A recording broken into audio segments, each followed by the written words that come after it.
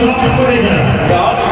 সবার কাছে নিবেদন রইল, যে যেখানে দাঁড়িয়ে আছেন, যে যেখানে বসে আছেন, প্রত্যেকের কাছে নিবেদন রইল, যদি সংসারে সুখে থাকতে চান তবে ভগবানকে সঙ্গে করে থাকবেন।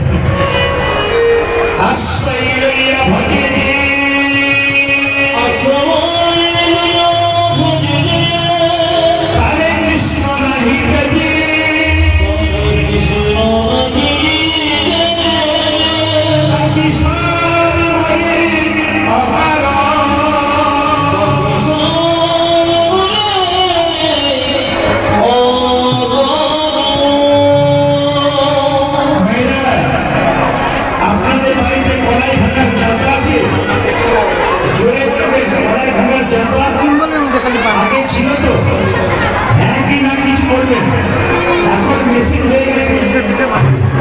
আগে গলায় ভাঙার জায়গা ছিল না, তো গলায় ভাঙার জায়গাতে দেখবেন মাঝে একটা কাঠের বোর্ড ছিল আর পাশে একটা ছিদ্র ছিল, ওটা দেখবেন গলায় দানাগুলোকে ভরে জায়গাটাকে বন বন বন বন করে ঘুরে দেওয়া হলো।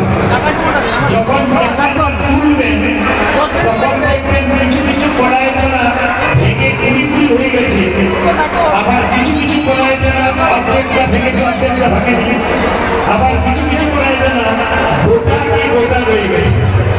আচ্ছা বলুন তো, যদি আপনাদের বাড়িতে গলায় দানার জায়গা ছিল তাহলে কোন গলায় দানাগুলো গোটা রয়ে যায়?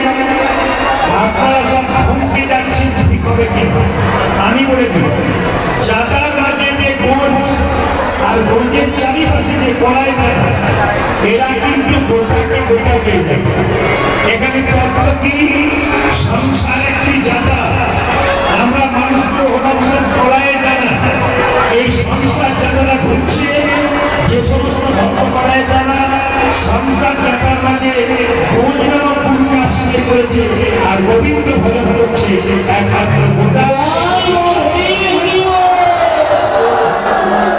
আপনারা কারা কারা গুরু মন্ত্র নিয়েছেন হাত তুলবেন, তো গুরু মন্ত্র হাত তুলবেন যারা গুরু মন্ত্র নিয়েছেন। বেশ বেশ ভাইরা, গুরু মন্ত্র 3 বার ভজন করার সময় একবার বলতে পারবেন কখন কখন? সকালবেলায় ঘুম থেকে উঠে, দুপুরবেলায় স্নান করে, আর রাত্রিবেলায় বা সন্ধ্যাবেলায় ভগবানের মন্দিরে। যারা গুরু মন্ত্র নেয় নাই ধারা আপনারা মন্দিরে নিয়ে যাবেন, ভগবান একটাও গ্রহণ করবে না। মানে আপনি গুরু মন্ত্র নেন নাই, মানে আপনার দেহটা সুস্থ হয় না, অসুস্থতা হয়। তাই বারবার নিবেদন রইল, যদি কেউ মন্ত্র না নিয়েছেন তবে ভালো গুরু দেখে আপনি মন্ত্র নিয়ে নেবেন। সবাই মাথায় রাখবেন, একজন ব্রাহ্মণের যেমন দৈতে বা উপনাম না হলে শেষ পুজো করবার কোনো অধিকার পায় না। একজন মানুষ যতক্ষণ আপনার গুরু মন্ত্র না নেয় ততক্ষণ পবিত্র ভজন করা কোনো অধিকার পায় না। যদি আপনি গুরু মন্ত্র না নেন, আপনার বাড়িতে কোনো সাধুগুরু বৈষ্ণব এসে জিজ্ঞেস করবে, মা একটু জল হবে? আপনি বলবেন হ্যাঁ হবে, কিন্তু উনি প্রশ্ন করবেন তুমি দীক্ষা নিয়েছো তো? যদি আপনি বলেন কোনো দীক্ষা হয় নাই, তবে সে প্রশ্ন করবে তবে তোমার হাতে আমি জন্মগ্রহণ করবো না। তাই মাথায় রাখবেন, সবার কাছে আপনারা দীক্ষা নিয়ে নেবেন। দীক্ষা মানে কি? দিয়ে যারা গুরুমন্ত্র নিয়েছেন তাদের কাছে নিবেদন রইল, সকালবেলায় স্নান করে ভগবানকে দিয়ে যে খায় তার কিন্তু আসল দীক্ষা নয়। যে ভগবানকে খায় না, নিজে খায়, মানে খায় না। তাই স্নান মহাপ্রভু নিতাই চাঁদকে দেখে বললেন, দাদা জীবের কিভাবে দেবো?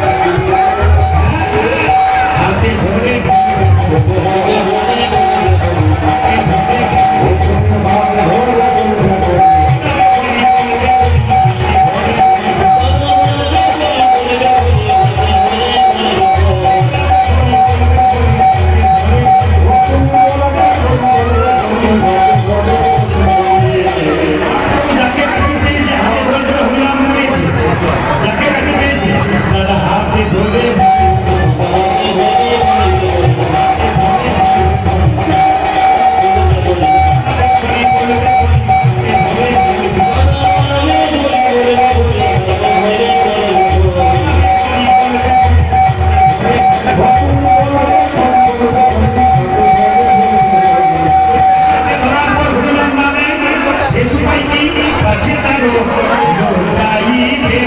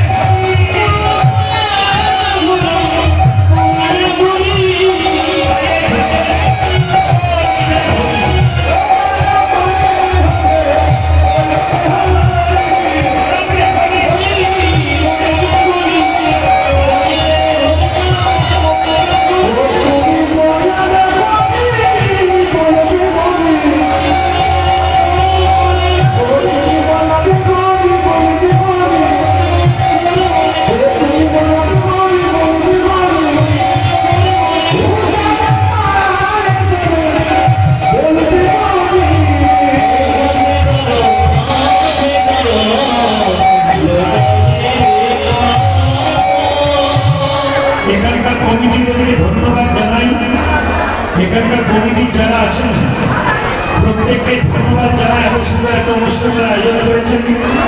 অগণিত হিন্দু সনাতন ধর্মের মানুষ এখানে এসেছেন। আজকে ১৫ জানুয়ারি বছরের প্রথম দিন। সকলের কাছে নিবেদন করিল আপনার সকালে মিলে একবার পড়লে জানানি বলুন রাধে রাধে। বছরের প্রথম দিন শুরু করলেই বলে রাধে রাধে। কাল সকাল থেকে যে যাকে দেখবেন কি বলবেন জোরে বলুন, আমি শুনতে চাই। কাল সকাল থেকে যে যাকে দেখবেন কি বলবেন, কাল সকাল থেকে যে যাকে দেখবেন কি বলবেন, আপনি জোরে বলুন, গলা ফাটিয়ে বলুন, জোরে বলুন, আর একটু জোরে বলুন। আচ্ছা, এক বন্ধুকে দেখবেন কি বলবেন, বান্ধবীকে দেখবেন কি বলবেন, স্বামী স্ত্রী ঝগড়া হলে কি বলবেন, দেখবেন আর ঝগড়া হবে না। জোরে বলুন রাধা রানী কি, শ্যাম সুন্দর কি, মদন মোহন কি। আমি আজকে আসামে নেই, আজকে মনে হচ্ছে আমি বাংলাদেশে আছি। কারণ আমি ইউটিউবের মাধ্যমে বাংলাদেশের প্রোগ্রামগুলো দেখি, তাতে দেখতে পাই যে এরকম ভাবে হাতে ধরে ধরে গাইতে হবে। হাতে ধরে গাওয়ার মতো অভ্যাস নাই, যেহেতু আপনাদের কাছে কাছে যেতে হবে এই জন্য হাতে ধরে গাইতে হবে। মেয়েরা সবার কাছে নিবেদন রইল, একটা বাচ্চা যখন ৮ বছর বয়স হবে তখন থেকে তাকে মন্ত্র দেওয়া করাবেন। একটা বাচ্চা যখন ৮ বছর বয়স হবে তখন থেকে তাকে মন্ত্র দেওয়া করাবেন। এইদিকে রামকৃষ্ণ দেব বলল, গুরু যাকে তাকে করো না, জীবনে গুরু করবে যাকে তাকে গুরু করো না। কেন না, গুরুর গুরুত্ব থাকবে তবে গুরু করবে। যার কাছে বসবে দুটো ভালো কথা শুনবে তোমার জীবনে শান্তি হবে। তুমি একমাত্র তাকে গুরু করবে, বাকি কিন্তু কাউকে গুরু করবে না। মাথায় রাখবেন, গুরু অপকার, গুরু মানে অন্ধকার, গুরু মানে আলো। যিনি অন্ধকার থেকে আলোর পথে নিয়ে যান তিনি হচ্ছেন গুরু। ও ভাইরা, আপনাদের ধারণা হয়ে গেছে যে গুরু মানে জাতিতে ব্রাহ্মণ হবে না। শাস্ত্র বলেছে দিবা বিপ্র দিবা সূর্য মেসিক শ্রেণী নয়, কৃষ্ণ তত্ত্ব বেরুটা যেই সেই গুরু হয়। গুরু যে জাতিতে ব্রাহ্মণ হবে তার নয়, যিনি ধর্ম সম্বন্ধে জানবেন, যিনি তত্ত্ব সম্বন্ধে জানবেন, যার কাছে বসতে আপনার কিছু জিজ্ঞেস থাকলে আপনি উত্তর পাবেন, একমাত্র তাকেই গুরু করবেন, বাকি কিন্তু কাউকে গুরু করবেন না। সে জাতিতে যে হোক না কেন। রামকৃষ্ণ দেব বলেছে আমাদের জগতে দুরকমের গুরু আছে, একটা কাঁচা একটা পাকা। ও ভাইরা, কাঁচা গুরুকে মন্ত্র দেওয়ার আগে চুক্তি করে যে আমার কাছে মন্ত্র নিবি 1000 টাকা লাগবে, কিন্তু আমার কাছে মন্ত্র নিবি 4 শাড়ি লাগবে, কিন্তু আমার কাছে মন্ত্র নিবি একটা সোনার জিনিস লাগবে, কিন্তু আমার কাছে মন্ত্র নিবি 1 বস্তা চাল লাগবে, কিন্তু তবে দেবো নইলে দেবো না।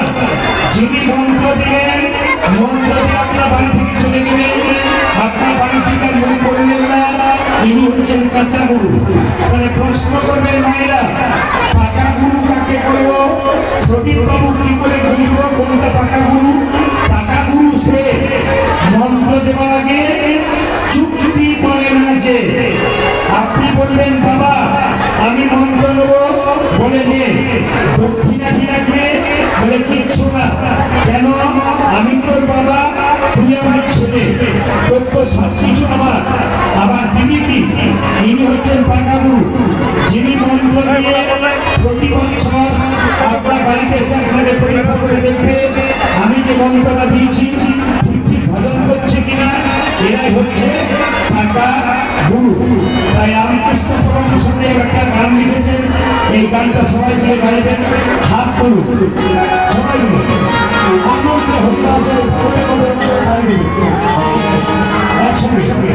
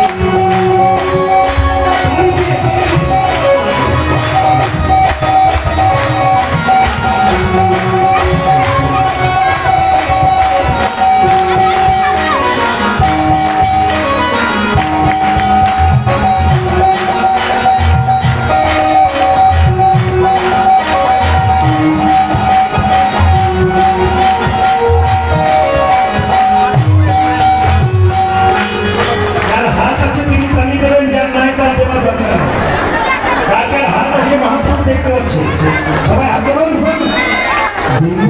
আনন্দে যাবে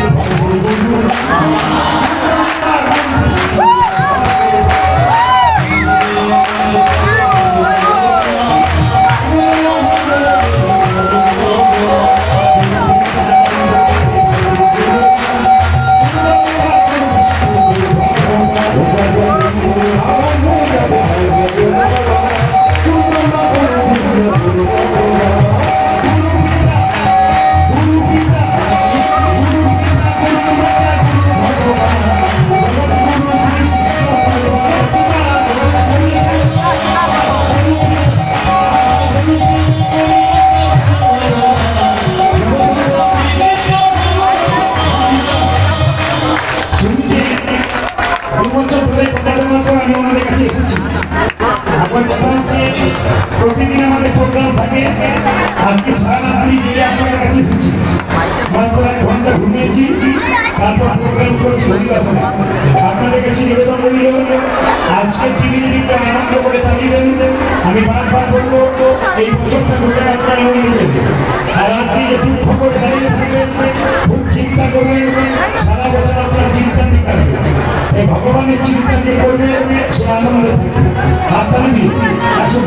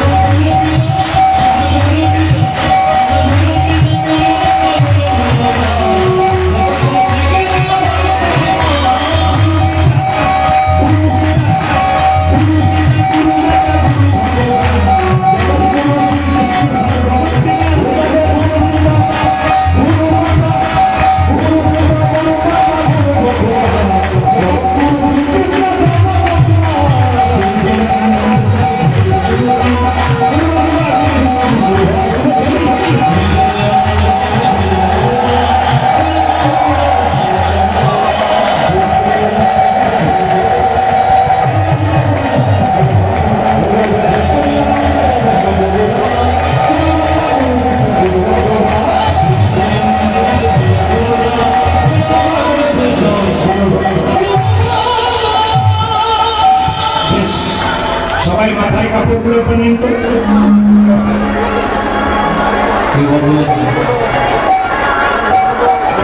সবাই মাথায় কাপড় নিন। বেশ, আজকে কিন্তু কমিটি দাদা ভাইকে দেখে নিয়ে যাবো বাড়ি থেকেও মাথায় কাপড় নিয়ে কার না নেই হরির আসলে কাপড়টা নেওয়া করলাম তবে ছাড়লো। আজকে ভগবানের মন্দিরে এসছেন, মায়েরা মাথার কাপড়টা নিন। বাড়িতে মাথার কাপড় নেবেন আপনারা। আসতে মাথার কাপড়টার নাম কি? আসতে এদিকে এদিকে। মাথার কাপড়টার নাম কি? লজ্জা। এই মাথার কাপড়টা যে মেয়ের আছে তার লজ্জা আছে। এই মাথার কাপড়টা যে মেয়ের নাই তার লজ্জা নাই। আপনার ছেলে রাস্তায় কাউকে গালাগাল দেবে, লোকে বলবে তোর মায়েরই লজ্জা নেই তো তোর লজ্জা থাকবে কি করে? তবে এখানকার মায়েরা খুব ভালো, সবাই মাথায় কাপড় নেই। কমিটি বলছে ভাগ্যিস আপনি বললেন, মানে ঘরে গিয়ে দেখবেন কে কত নেই। আপনার সুন্দর মাথায় কাপড় নিয়েছে মাইকেল ভাই, কি করো? হরে কৃষ্ণ, চিঠি করছে। মাথার কাপড়টার নাম লজ্জা।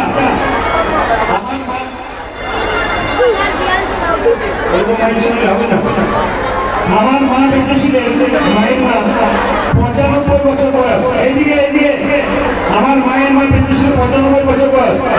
মাথার কাপড়টা এখানে ছিল। আমার মা বেঁচেছিলেন 80 বছর বয়স, মাথার কাপড় এখানে ছিল।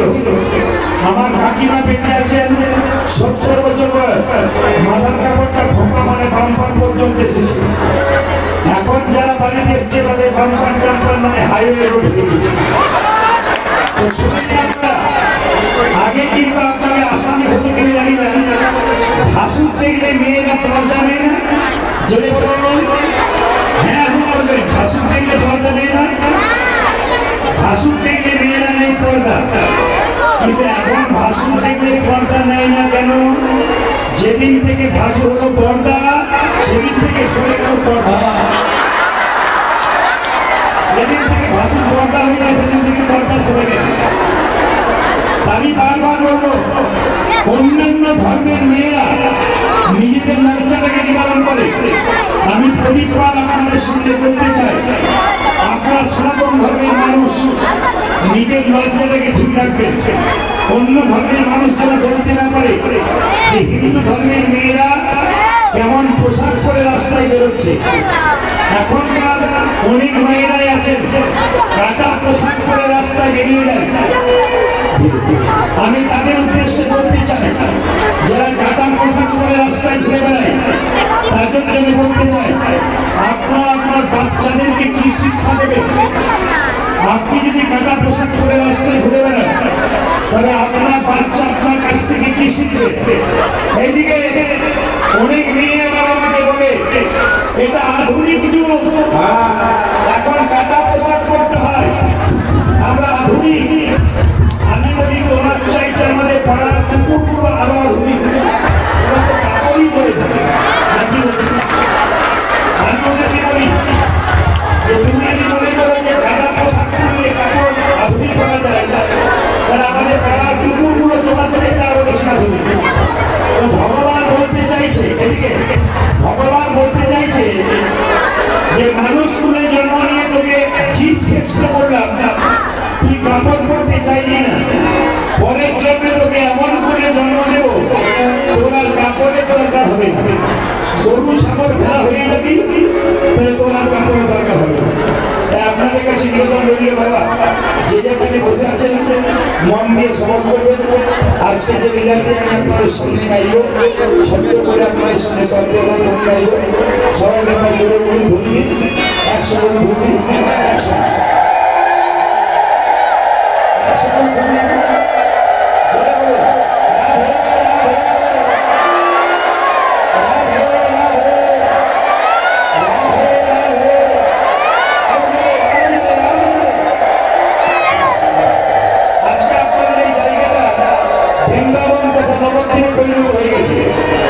সমাজের সকলে মিলে রাধা রাধা একসঙ্গে বৃন্দাবনের এবং সবাই রাধা নাম গাইছিলেন।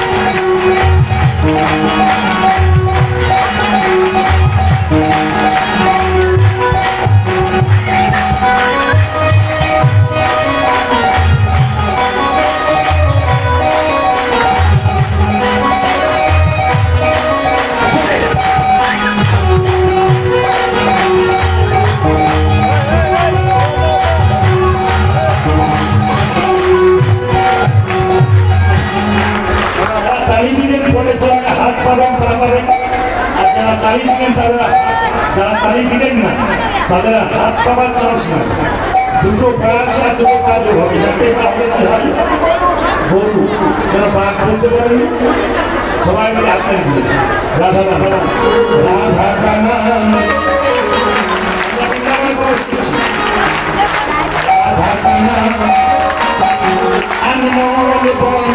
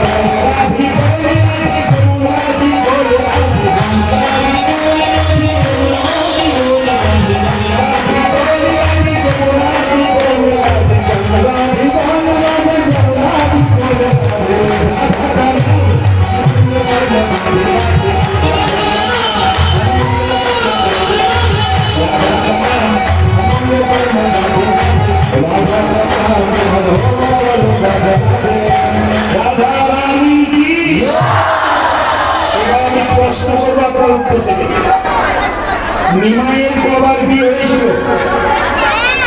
নিমাইয়ের কবার বিয়ে হয়েছিল? হাত তুলে দেখান। দেখান কবার বিয়ে হয়েছিল? দুবার। যারা জানেন না তারা জেনে নিন। প্রথম বউটার নাম কি? লক্ষ্মী প্রিয়া। অনেক বয়স্ক বাবারা আছেন, শুনবেন। প্রথম বউটার নাম লক্ষ্মী প্রিয়া। দ্বিতীয়টার নাম কি মা? বিষ্ণু প্রিয়া। লক্ষ্মী প্রিয়া কি করে মরেছিল? দ্বিতীয় দিয়ে কার সঙ্গে হয়েছিল? বিষ্ণু প্রিয়ার সঙ্গে। নিমাইয়ের যখন 34 বছর বয়স, বিষ্ণু প্রিয়ার বয়স মাত্র 14 বছর। দুজনের মধ্যে তফাৎ কত ছিল? দুজনের মধ্যে তফাৎ কত? 10 বছর। 34 বছরের নিমাই আর 14 বছরের বিষ্ণু প্রিয়া। মায়েরা, এই বিষ্ণু প্রিয়ার কাহিনী যদি আপনারা কেউ শুনেন, আপনাদের জীবন পরিবর্তন হয়ে যাবে। পৃথিবীতে অনেক রমণী জন্ম নিল, বিষ্ণু প্রিয়ার মতো স্বামী ভক্তি আর কোথাও মিলে না। যারা গান খুলে শুনবেন, মন দিয়ে শুনবেন, তাদের জীবন সুন্দর হবে। নিমাই সন্ন্যাস নিয়েছিল কত বছর বয়সে? জোরে বলো। 34 বছর বয়সে। তখন বিষ্ণু প্রিয়ার বয়স আমাদের বললাম, জোরে বলো, 14 বছর। যে মেয়েটার 14 বছর বয়স, আপনার বাড়িতে ওই মেয়েটা ক্লাস 9-এ পড়ে, 9 আর 5 14, তাহলে 14 বছরের মেয়েটা শিখিয়ে দিল স্বামী ভক্তি কাকে বলে। আজকালকার মায়েদের স্বামী ভক্তি তো নিউ ডিজাইনের, বলবো না, বাদ দিয়ে দেবো, বলবো শ্বশুর মশাই শাশুড়ি মা বসে আছে, তার সামনে মেয়েটি স্বামীর নাম ধরে যাচ্ছে, এই দোষ, লজ্জা পর্যন্ত করছে। আজকালকার অনেক মেয়েরা আছে শ্বশুর মশাই শাশুড়ি মায়ের কাছে নিজের স্বামীর নাম ধরে যাবে। বিষ্ণুপ্রিয়ার কাহিনী শুনলে চমকে যাবেন না। যেদিন থেকে বিমানী স্বেচ্ছাশ্রী চলে গেল, সেদিন থেকে বিষ্ণুপ্রিয়া ভোর 4টার সময় ঘুম থেকে উঠল। কি গ্রীষ্ম, কি বর্ষা, কি শীত, মাঘ মাসের রাত্রিতে ওই 14 বছরের মেয়েটা ভোরবেলায় ঘুম থেকে উঠে গঙ্গাতে স্নান করে ভিজে কাপড়ে সারাদিন হরিনামি করত। আপনারা তো স্নান করার পর কাপড় পরিবর্তন করে নিন, কিন্তু বিষ্ণুপ্রিয়া সে কি করেছিল মা? সে কিন্তু ভোরবেলায় ঘুম থেকে উঠল, গঙ্গাতে স্নান করে ভিজে কাপড়ে হরে কৃষ্ণ মহামন্ত্র ভজন করত। এই দিকে তাকান, পাশের বাড়ির একটা মেয়ে জিজ্ঞেস করছে, এ ভিয়া তুই যে মরে যাবি রে, ভিজে কাপড়ে সারাদিন বসে আছিস, তুই যে মরে যাবি।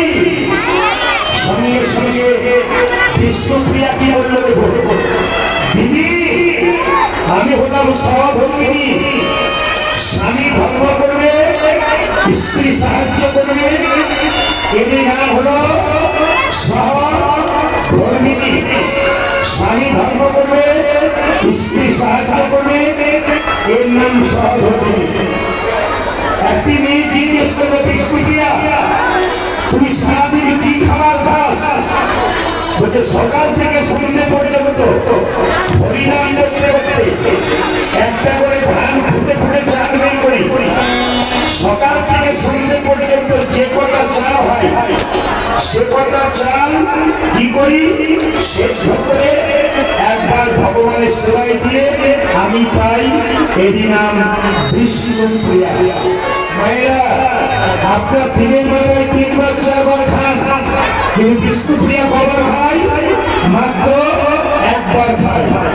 এই দিকে দেখাবেন, যদি আপনার জিজ্ঞাসী পাবেন চরিত্র গ্রন্থ দেখেন তাহলে দেখতে পাবেন নিমাই সন্ন্যাসের পরে একবার এসেছিল, তার বাড়িতে একবার এসেছিল শান্তি করে, নিমাই একবার এসেছিল অদ্বৈতের বাড়িতে, অদ্বৈত বাবার বাড়িতে এসেছিল। যখন এসেছিল তখন নিত্যানন্দ গিয়ে বলেছিল, নিমাই বাড়ি ফিরে চল।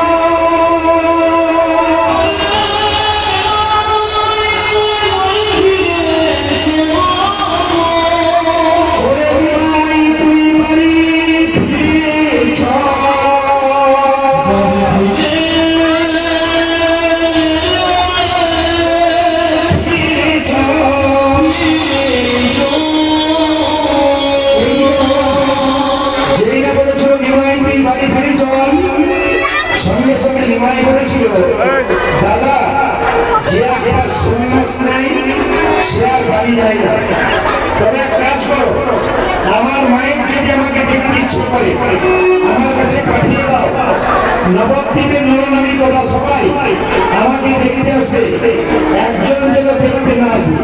বলুন তো কে? জোরে বলুন কে? সবাই আমাকে দেখতে আসবে, একজন যেন দেখতে না আসে। বিষ্ণুপ্রিয়া সবাই নিত্যানন্দ গিয়ে সচিমাতার ঘরে বলছে, সচিমা তোমার নিমাই এসেছে। সচিমা বলল, ওগো বৌমা ভালো করে শুনে নাও, নিমাইকে রেখে দেবে। নিত্যানন্দ বলল, মা প্রভু সবাইকে রেখেছে, বিষ্ণুপ্রিয়াকে ডাকে মানে। বিষ্ণুপ্রিয়া আজাদ নেই বলল না, সবাই দেখতে যাচ্ছে নিমাই, বিষ্ণুপ্রিয়া রাস্তায় বসে বসে কাঁদছে। কিছু মনে করবেন না, মেয়েরা মেয়েদের শত্রু। ও মেয়েরা, মেয়েরা মেয়েদের শত্রু কেন? কাটা খায় মেয়েদের ছিটা দিতে ভালোবাসে।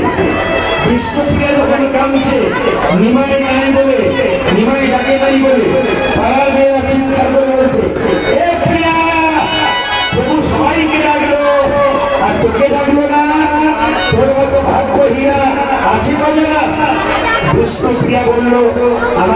ভাগ্যহীনা বললি?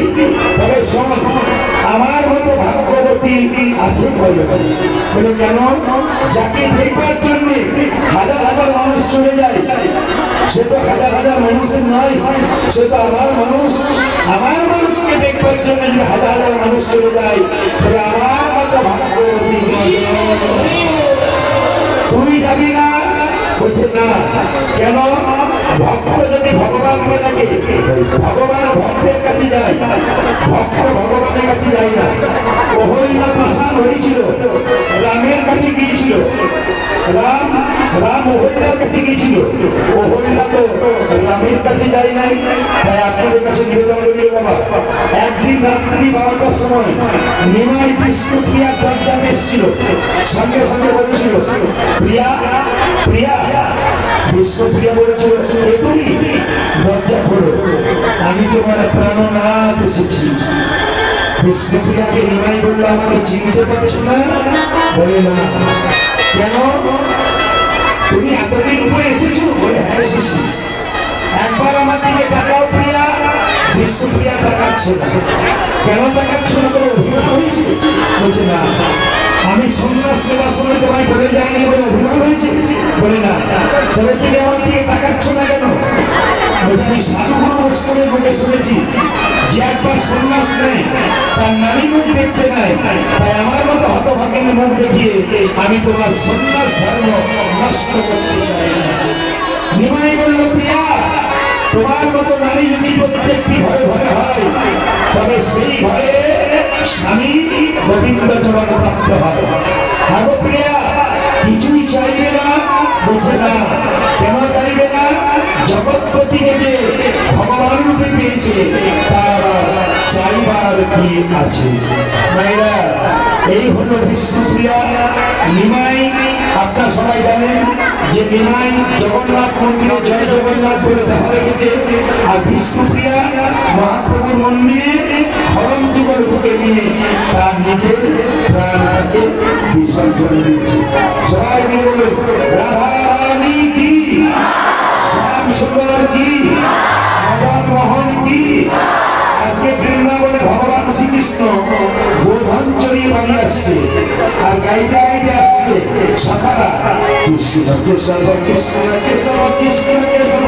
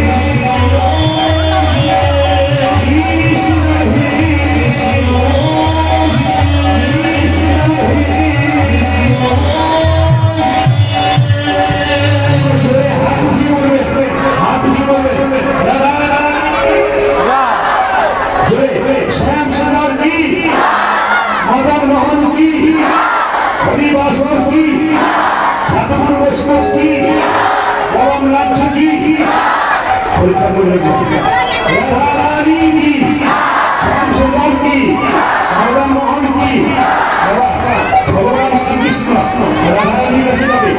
তাই কৃষ্ণ কি করল? সংকেত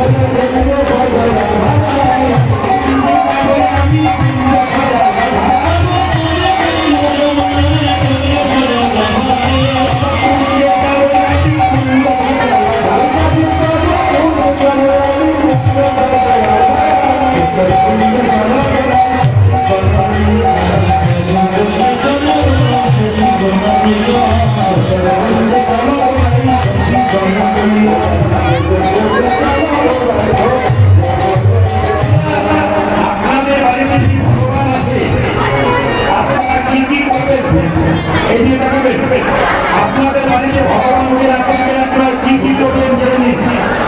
সকালবেলায় ঘুম থেকে উঠে দরজাতে গোবরের চঞ্চনা কানাগারা দিন হাত তুলুন। সকালবেলায় দরজাতে গোবরের চঞ্চনা কানাগারা হাত তুলুন। আচ্ছা মায়েরা, আপনার সকালবেলায় যে দরজায় গোবরের চঞ্চনা দিন হাত তুলে বলুন, এই গোবরটাকে হ্যাঁ, সকালবেলায় ঘুরি থেকে দরজায় উঠে আপনার যে গোবর জল ছড়া দিন, এই গোবরটা শোনা মা লক্ষ্মী, যার বাড়িতে জল ছড়া দেওয়া হয়, গোবর জল ছড়া, তার বাড়িতে লক্ষ্মী আছে।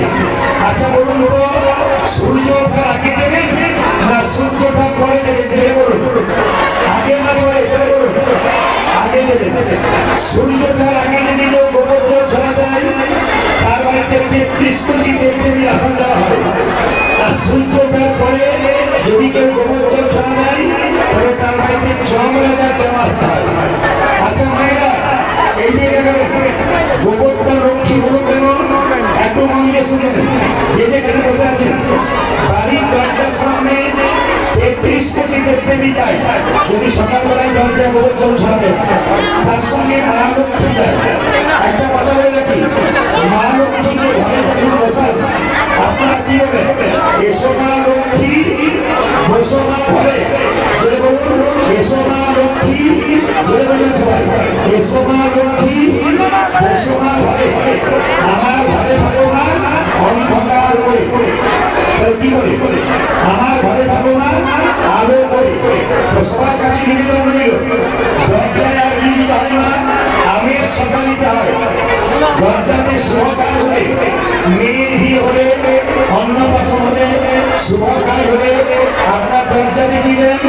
এগিয়ে লাগান। আজকে হরিনাম হচ্ছে, আমের সজা দেওয়া আছে।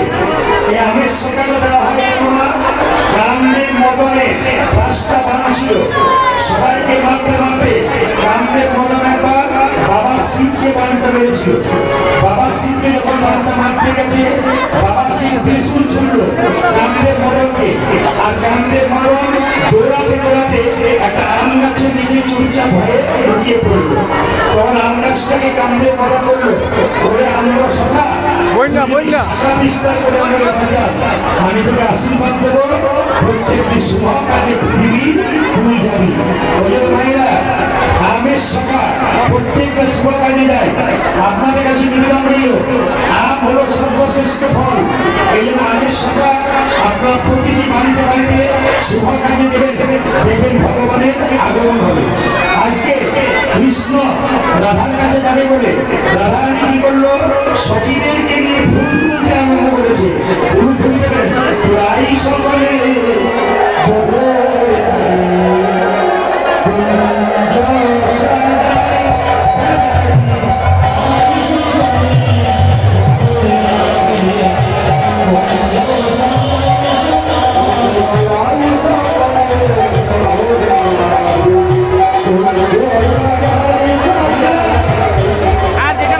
ভগবান আসবে রাধার কাছে। আপনার জানুন হচ্ছে না, সবাই তোরাই সকলে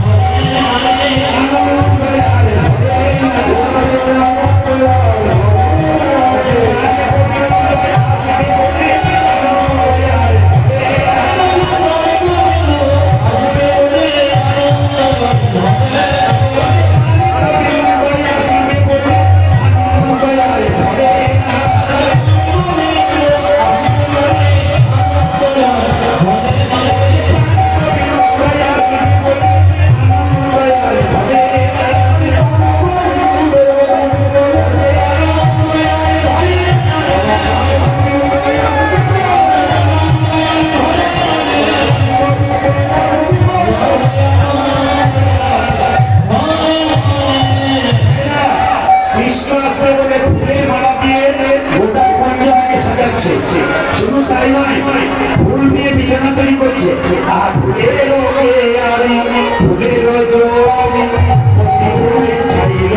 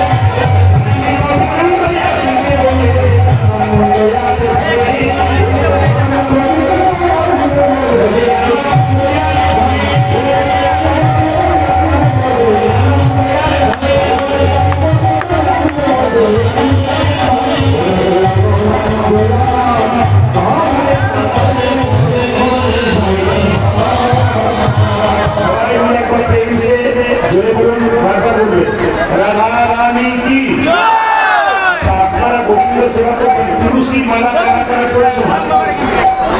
তুলসী মালা কারা কারা করেছে? হাত তুলবেন, হাত নামান। আচ্ছা এবার বলি, তুলসী মালা নিয়ে নিরামিষ খান কারা কারা? হাত তুলবেন। তুলসী মালা নিয়ে নিরামিষ খান কারা কারা? হাত তুলবেন। মনে হাত নামিয়ে দিয়েছে। জেনে নিন, তুলসীর মালা পরে কেউ যদি নিরামিষ খায় তবে সে মহা অন্যায় করছে।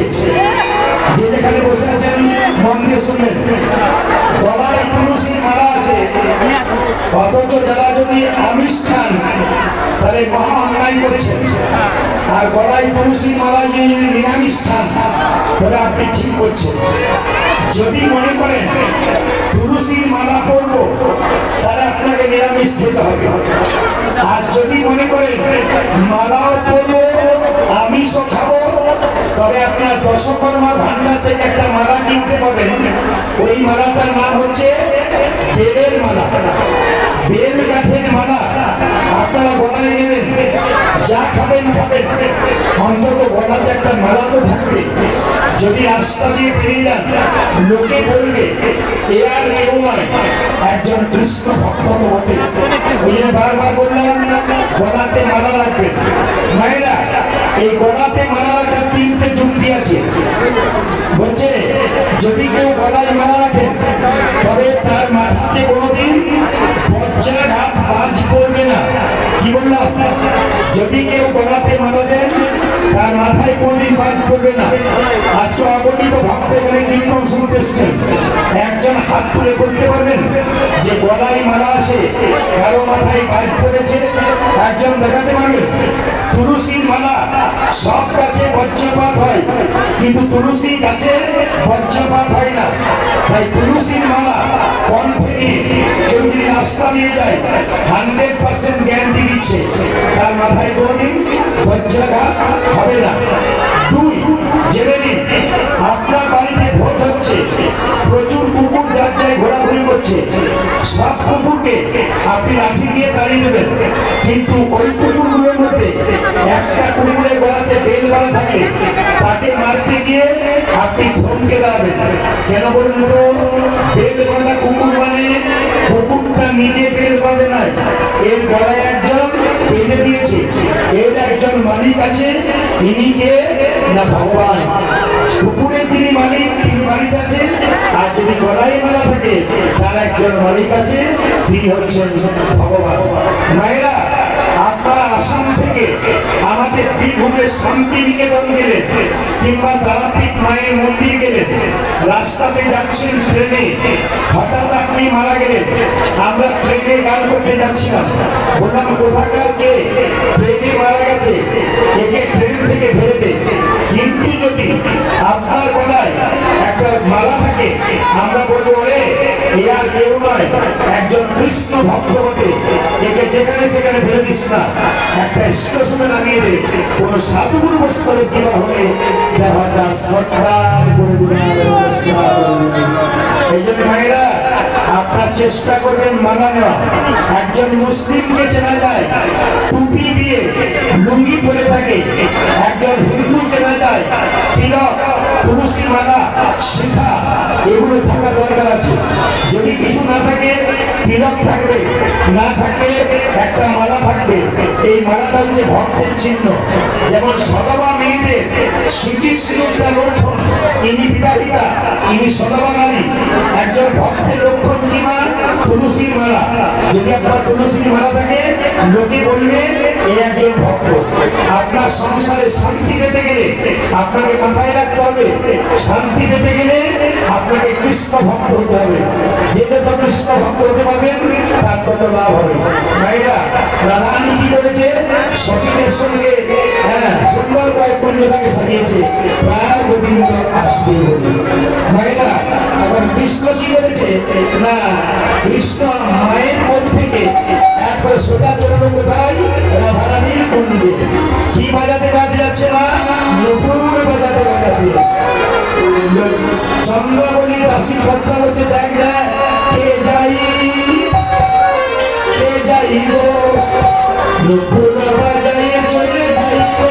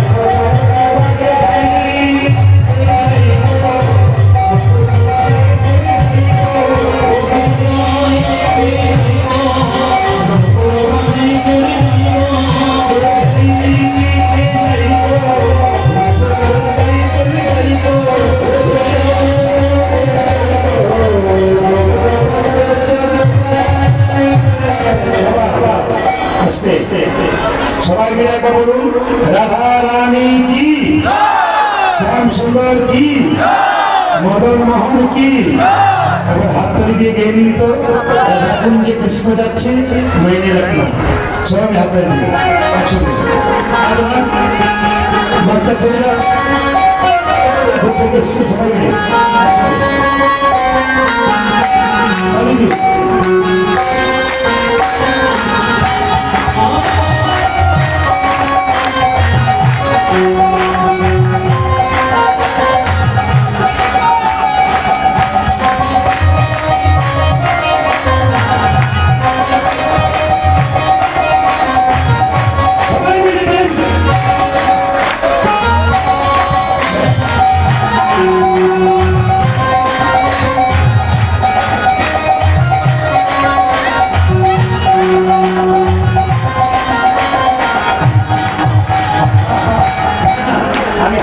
নিচে করে বলবেন, হাত এত সময় দেবেন, মহাপ্রভু খুব খুশি হয়, রাধা কৃষ্ণ খুব খুশি হয়। রাধা রানী যে কৃষ্ণ যাচ্ছে আর সঙ্গীরা সব গাইছে, সবাই হাত তোলেন একসঙ্গে।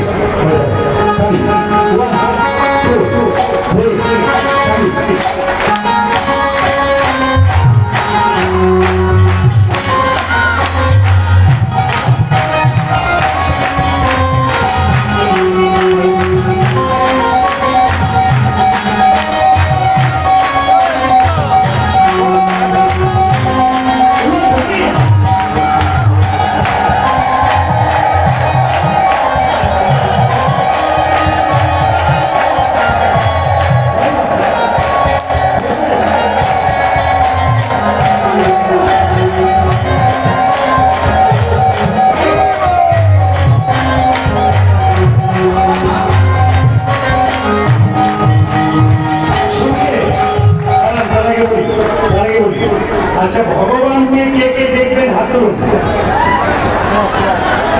আমি কথা দিলাম আজকে ভগবান দেখাবো, তবে যাবো। হাত তুলুন কারা যারা ভগবান দেখবেন, হাত তুলুন। ভগবানকে কে না দেখতে চায়? কমিটি ভাইরা হাত তুলুন কারা ভগবানকে দেখবেন, হাত তুলুন।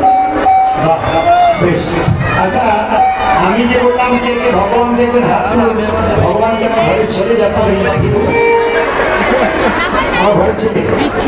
প্রশ্ন হবে, আপনি আসলে দাঁড়িয়ে বললেন কেন ভগবান দেখাবো? আমি যখন বলেছি ভগবান দেখাবো তখন দেখাবো। একটা কাজ করলে আপনারা ভগবান দেখবেন, সেই কাজটা কি? এটা শোনার পর হাত উঠাবেন যারা যারা পারবেন। রাত সকাল থেকে সন্ধ্যে পর্যন্ত যে যে জলে ডুবে থাকতে পারবে একমাত্র ভগবানকে সেই দেখতে পারবে। কারা কারা কারা জলে ডুবে থাকতে পারবে হাত তুলুন। মরার ভয় নাই। না না, অনেকে তুলছে না, অনেকে তুলতে পেরেছে। আমি কিন্তু একবার বলি নাই, নদীর জল, ইনারার জল, পুকুরের জল, আমি কাল সকাল থেকে সন্ধ্যে পর্যন্ত যে নয়ন জলে ডুবতে পারবে একমাত্র ভগবান। এই গানটা গাইবার আগে বলে দিই, ভগবান বললেন আমাকে দেখো না, আসতে আমি মন্দিরে থাকি, আমার হাত আছে কিন্তু নড়ে না, আমার হাতে আছে কিন্তু নড়ে না। ভগবান বললেন আমি মন্দিরে থাকি, আমার হাত আছে কিন্তু নড়ে না, হাত আছে কিন্তু নড়ে না, আমার পা আছে কিন্তু আমি চলি না, আমার চোখ আছে কিন্তু আমি দেখি না,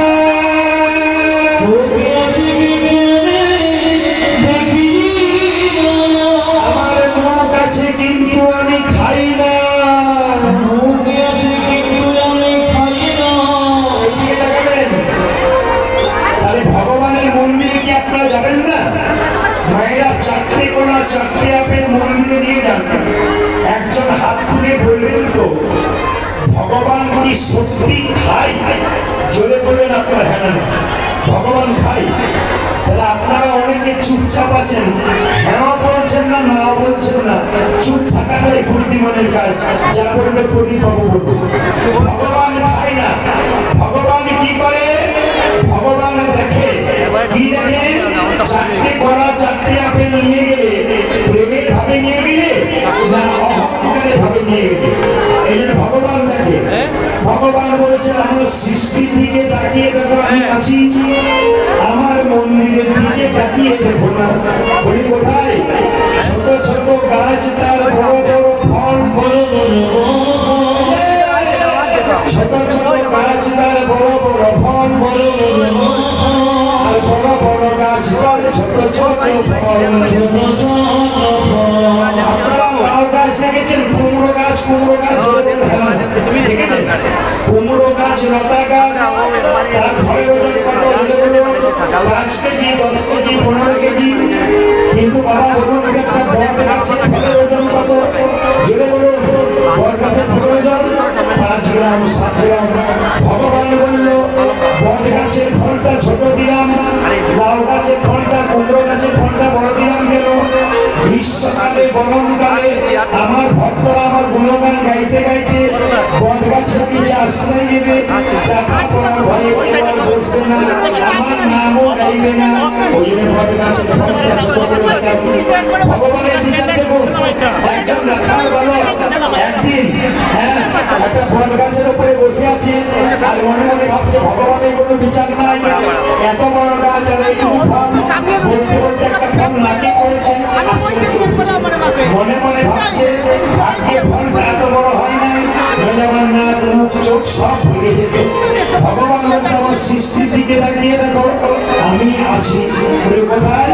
ছোট্ট জোনাকি পোকা দেখতে পারে কালো, ছোট্ট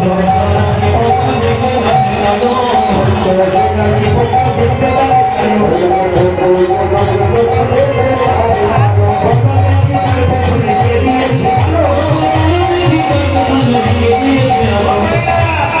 জোনাকি পোকা দেখেছেন? জোনাকি পোকা পেছনে আলো আছে না, আলো ওরা কে দিয়েছে? বলছে ছোট্ট জোনাকি পোকা দেখতে পারে কালো, ছোট্ট জোনাকি পোকা দেখতে পারে কালো,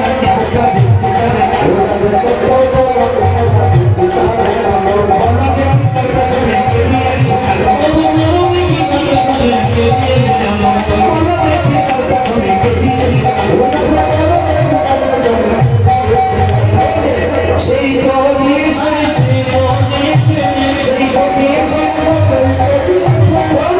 ভগবান, সেই তো দিয়েছে ভগবান। হরি হরি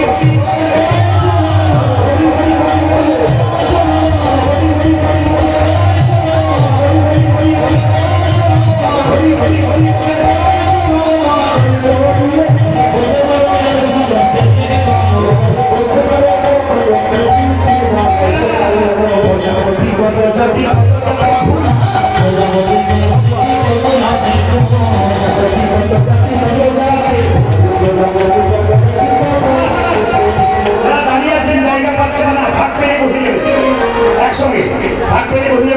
ভাইগুলো সব এসছে কম বয়সে, একবার প্রেমসে বসবে হাত তালি প্রজাপতি কত জাতি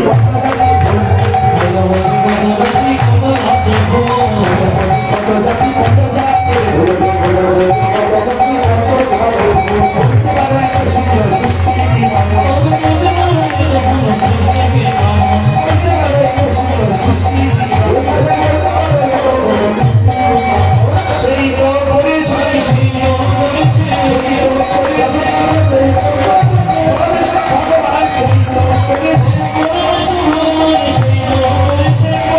ভগবান। হরি হরি হরি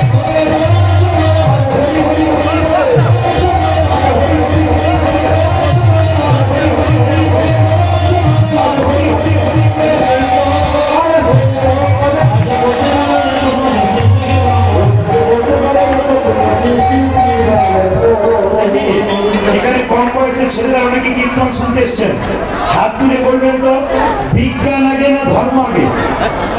জোরে বলুন, বিজ্ঞান আগে না ধর্ম আগে? হ্যাঁ, কীর্তন শুনতে এসছেন, ধর্ম আগে তো বলতেই হবে। এটা বললে আপনার বিচার করে বলতে হবে, বিজ্ঞান আগে না ধর্ম আগে? জোরে বলুন, ধর্ম আগে। কেন বলুন তো? বিজ্ঞান বলছে আমরা চাপা কল তৈরি করেছি, বিজ্ঞান বলছে আমরা চাপা কল তৈরি করেছি। বৈষ্ণব তোমরা কি করেছো? বৈষ্ণব বলছে তার আগে মহাভারত যদি পড়েন তাহলে ভীষ্ম যখন সরসজ্জায় ছিল তখন মা গঙ্গার জল পান করবো বলেছিল, আর অর্জুন তীরবিদ্ধ করে ওইখানে ভীষ্মকে মা গঙ্গার জল পান করিয়েছিল। তাহলে বলুন চাপাকলটা আগে কে তৈরি করেছে? বিজ্ঞান না বৈষ্ণব? চলে বলবেন, চুক্তি করে রাখবেন, বৈষ্ণব তৈরি করেছে। বিজ্ঞান বলছে আমরা উড়োজাহাজ তৈরি করেছি, বিজ্ঞান বলছে আমরা উড়োজাহাজ তৈরি করেছি। আচ্ছা বলুন তো মায়েরা, বিজ্ঞান তো বললো উড়োজাহাজ তৈরি করেছি, উড়োজাহাজ তৈরি করার আগে রাবণের পুষ্পরথ তৈরি হয়ে বসে আছে, বিজ্ঞান আগে হয়ে আছে। এবার লক্ষ্য করুন মায়েরা, বিজ্ঞান বলছে আমরা অ্যাটম বোমা পরমাণু বোমা তৈরি করেছি, বৈষ্ণব বললো রাম রাবণের যুদ্ধে আমরা অগ্নিবাণ অরুণবাণ আগে থেকেই তৈরি করে বসে আছি। বিজ্ঞান বলছে বাড়িতে বাড়িতে টেলিভিশন আবিষ্কার করেছি, বৈষ্ণব বলছে তার আগে টেলিভিশন আমরা আবিষ্কার করেছি। কোথায়? কুরুক্ষেত্রের যুদ্ধ যখন হয়েছিল তখন দেখবেন সঞ্জয় ধৃতরাষ্ট্রকে ঘরে বসে যুদ্ধ দেখিয়ে দিয়েছিল। তাহলে আপনারা এরপরে বলবেন যে বিজ্ঞান আগে না ধর্ম আগে? আচ্ছা এবার বলি, এ কথা নয়, একেবারে ভুল। বিজ্ঞান তৈরি করতে পারে না অরিজিনাল চুল, এ কথা নয়, একেবারে ভুল। বিজ্ঞান তৈরি করতে পারে না অরিজিনাল চুল। বসে শুনুন যত ভক্ত, বিজ্ঞান তৈরি করতে পারে না অরিজিনাল রক্ত। দেখুন মায়ের স্তনদুগ্ধে বাচ্চা চুমুক দিলে দুধ পায়, কিন্তু বিজ্ঞান বললো আমরা ছুঁচ ফুড়ে দুধটা বের করে বোতলে রেখে দেবো, অন্য বাচ্চাকে দেবো। আশ্চর্যের ব্যাপার, যখন ছুঁচটা ফুটতে যাচ্ছে তখন দেখছে দুধ বেরোচ্ছে না, রক্ত বেরোচ্ছে, কিন্তু বাচ্চা যখন চুমুক দিচ্ছে তখন দুধ বেরোচ্ছে। তাহলে বৈষ্ণব যেটা করলো সেটা কিন্তু আগে, বিজ্ঞান যেটা করলো সেটা পরে। তাই সবাই মিলে হাত তুলে একসঙ্গে যেখান থেকে সবাই ভগবান শ্রীকৃষ্ণ রাধার কুঞ্জে যাচ্ছে বলে একশো হাত তুলবে, একসঙ্গে হাত তুলুন, তুলুন তুলুন, একসঙ্গে।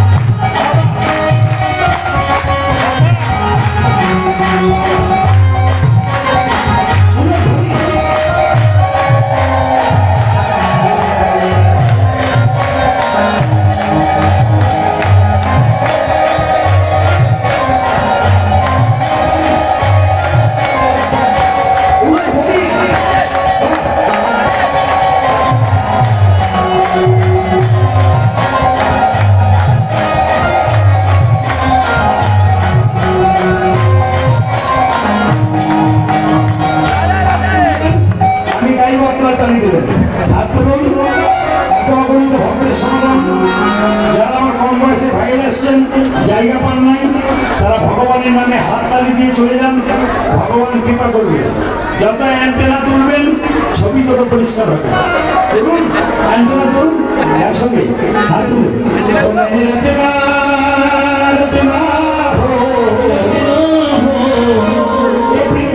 ভজন, এই ভজন গাইলে মানুষ আনন্দে পাগল হয়ে যায়। আপনারা ইউটিউবের মাধ্যমে কত ভালো ভালো কথা শুনছেন, কিন্তু এত ভিড়ের মাঝে মাঝে মাঝে বলে আপনাদের একটু আনন্দ দেওয়ার চেষ্টা করি। হাত তুলুন, ও মেনে রাখে না হো, একসঙ্গে মেনে রাখে না গায়ে রাধা নাম কি। আর বলবেন না, সবাই তো তালি দিচ্ছেন দু চারজন,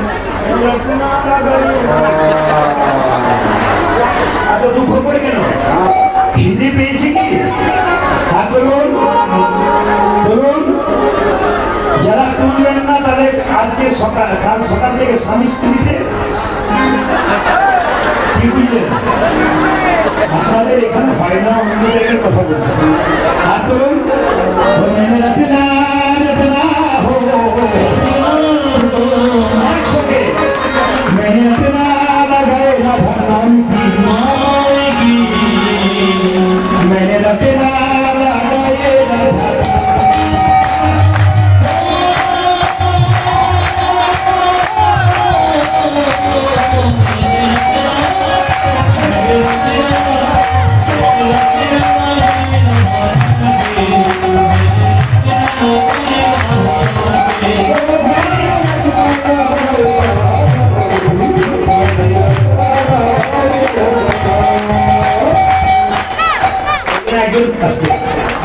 প্রথম শুনতে আসতে একটা মেয়েকে বলছে, সামনে বসিস না, পা মেলে বসতে পারবি না, খালি হাত তালি আর উলুধ্ব পেছনে বসবি, সময় মতো পালাবার চান্স পাবে। দেখুন কতজন 4টা থেকে বসে আছে, বেলা 4টা থেকে একই রকম বসে আছে, কোমরে ব্যথা, হাঁটুতে ব্যথা। এই মানুষ এত কষ্ট করে বসে আছেন, আপনারা অগণিত মানুষ ভিড় করে। আমি আপনাদের সামনে দুদিন এলাম একমাত্র আমার ভাইগুলোর জন্য। এখানকার কমিটির ভাইদের এত প্রেম, এত ভালোবাসা, এই জন্য মহাপ্রভু এখানে নেমে এসেছেন। স্বামী মহাপ্রভু কৃপা করেছেন তাদেরকে, কেন বলুন তো? এদের প্রচন্ড ভালোবাসা। প্রত্যেকটি কমিটির ছেলে এত ভদ্র, আমি ইউটিউবের মাধ্যমে গোটা বিশ্বের মানুষ দেখবে। আমি আসামের জায়গাটার নাম বলে দিলাম,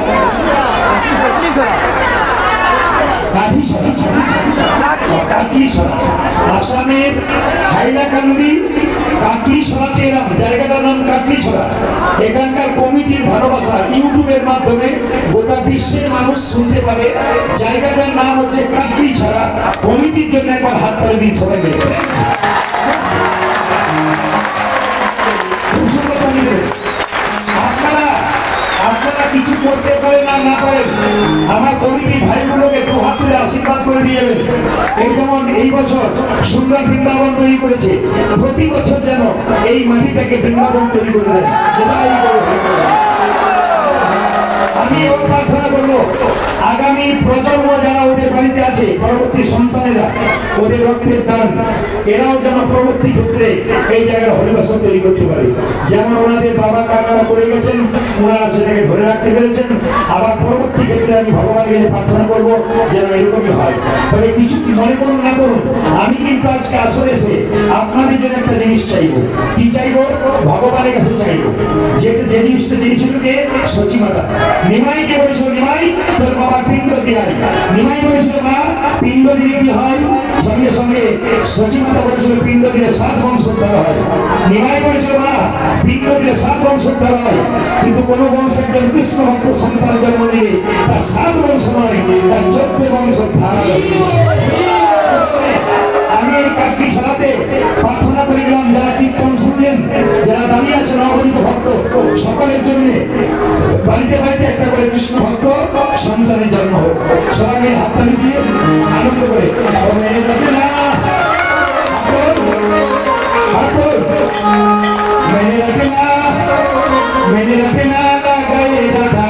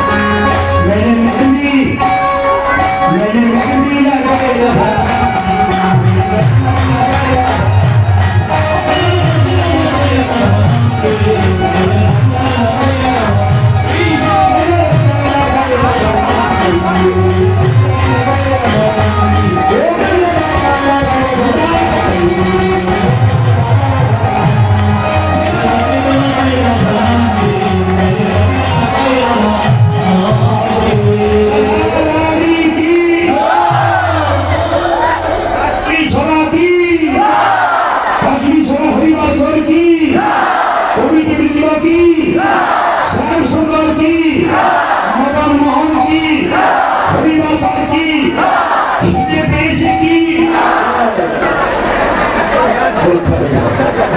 রানী কি। আচ্ছা ভাইরা, আপনাদের বুদ্ধি দিয়ে যায়, সুন্দর বুদ্ধিমান দিয়ে শুনলেন। তুলসী পাতা ভগবানের চরণে কটা দেবেন? কেউ হাত তুলে দেখাতে পারলে খুশি হবে। কটা দেবেন? নামান। আমি আপনাদের পরীক্ষা করে দেখে গেলাম আজকে কাটলি ছড়াতে যে প্রতিটি মা কেমন গান শুনেছে। শুধুমাত্র আপনাদের আসামে নয়, আমি হায়দ্রাবাদ, বৃন্দাবন, ভেলোর, আপনার এখান থেকে গান করে আমি ত্রিপুরা চলে যাব। ত্রিপুরাতে গান আছে।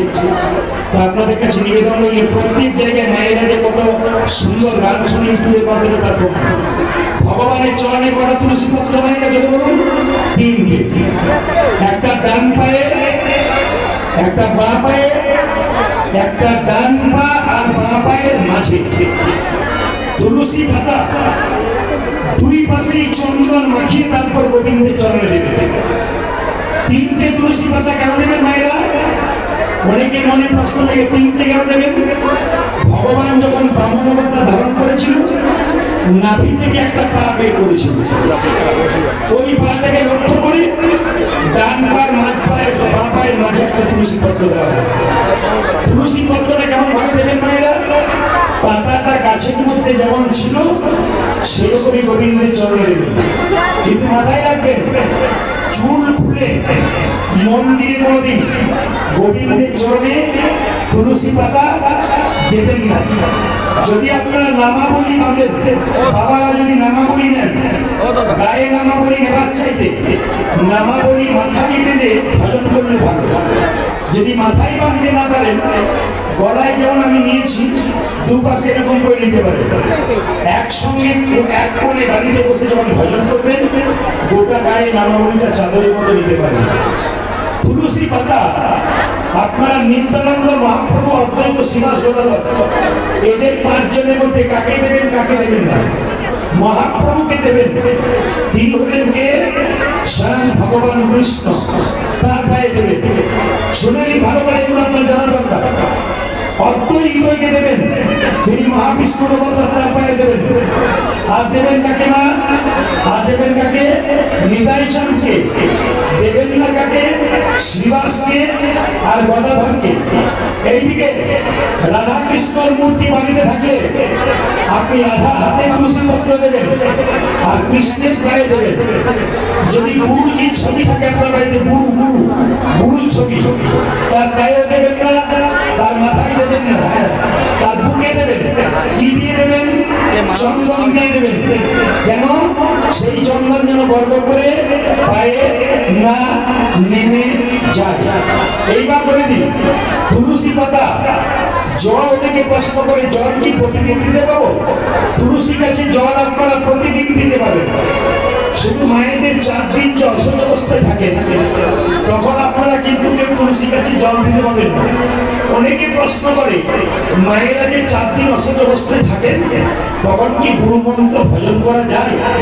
জেনে নিন সবাই, গুরুমন্ত্র অবশ্যই ভজন করা যায়। বাড়িতে কেউ মারা গেলে তাও যায় অসুস্থ, তবে মন্দিরের ভেতরে নয়। আপনার বাড়িতে কোন একটা নির্জন জায়গায় বসে আপনি মন্ত্র ভজন করতে পারেন। ভালো করে শুনবেন। এইবার বলে দিই মায়েরা, তুলসী পত্র আপনি ভগবানকে সোনার মুকুট পরাবো ভাবছেন। অনেকের ইচ্ছা হয় না ভগবানকে সোনা পরাবো, কিন্তু কারো টাকা থাকতেও পড়ায় না, আবার কারো টাকা নেই, পড়াবার ইচ্ছা কিন্তু পড়াতে পারে না। আজ কিন্তু আপনাদের বলে দেবো, সোনা পরানো হয়ে যাবে আপনাদের। একটা কাজ করে দেবে, তুলসী গাছের যে মঞ্জুরি, তুলসী গাছের যে মঞ্জুরি, ওটা টুকরো করে কেটে ভগবানের মাথায় দেবে। সবার কাছে নিবেদন রইল, তুলসী গাছের মঞ্জুরি টুকরো করে কেটে ভগবানের মাথায় দেবেন।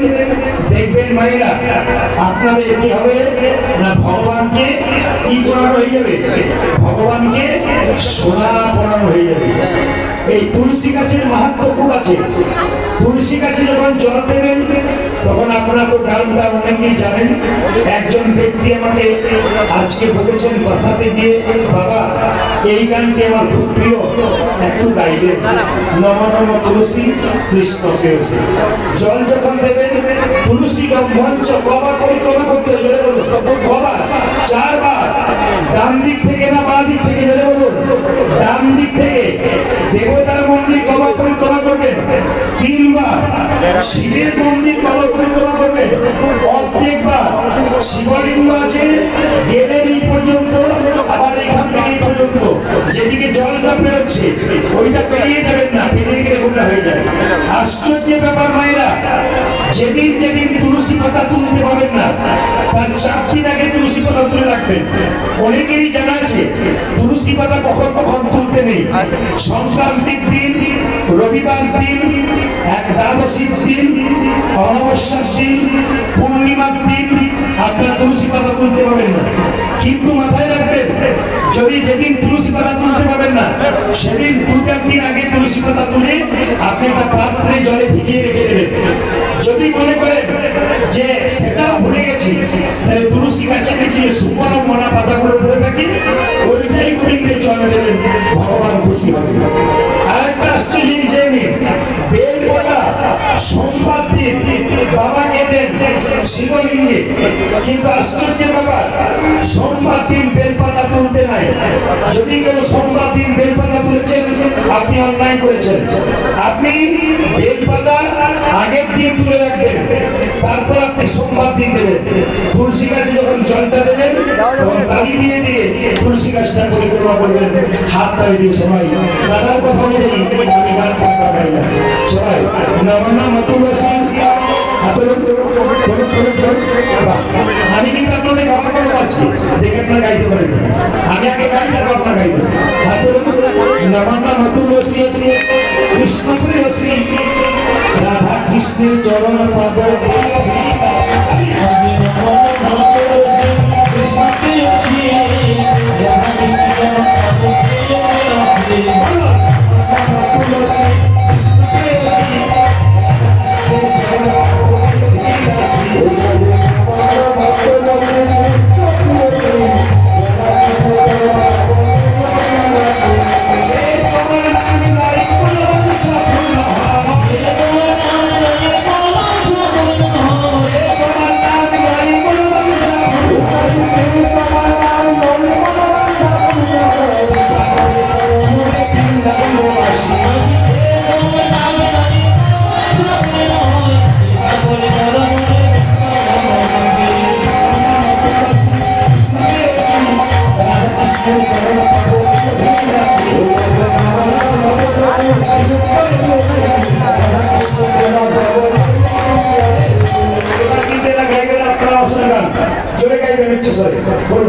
নম নম তুলসী কৃষ্ণ প্রেয়সী রাধা কৃষ্ণের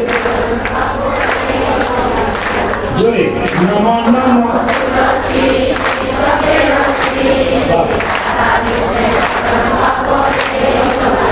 জোরে নম নম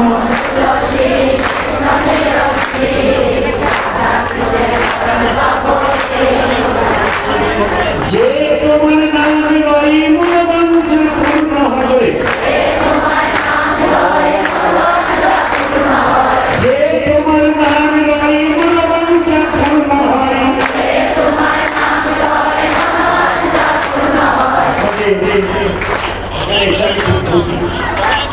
এত খুশি। আবার আমি কথা দিলাম 10 বছর পরে একবার আসবো, কথা দিয়ে গেলাম 10 বছর পরে আমি আসবো। কিন্তু পরের বছর কমিটির অত পয়সা দেয়, আপনার দেবেন তো।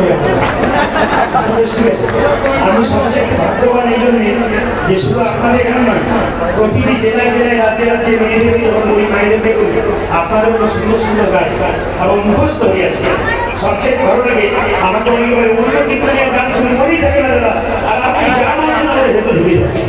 এই যে ঢুকে গেছে এটা খুব ভালো কথা। আপনারা একটা ভেতরে ঢুকে দিয়ে যায়, হৃদয়ে অন্তরে ভগবানের নাম যেন আপনার জীবন শান্তি পান। সবাই মিলে নম নম তুলসী কৃষ্ণ প্রেয়সী রাধা কৃষ্ণের চরণ পাদ নমো নমো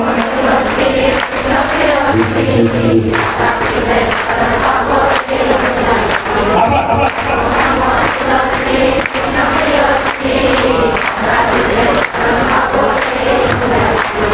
যে তোমার নাম লয় মনোবাঞ্ছা পূর্ণ হয় যে তোমার নাম লয় মনোবাঞ্ছা পূর্ণ হয় কৃপা করে করো মনে বৃন্দাবন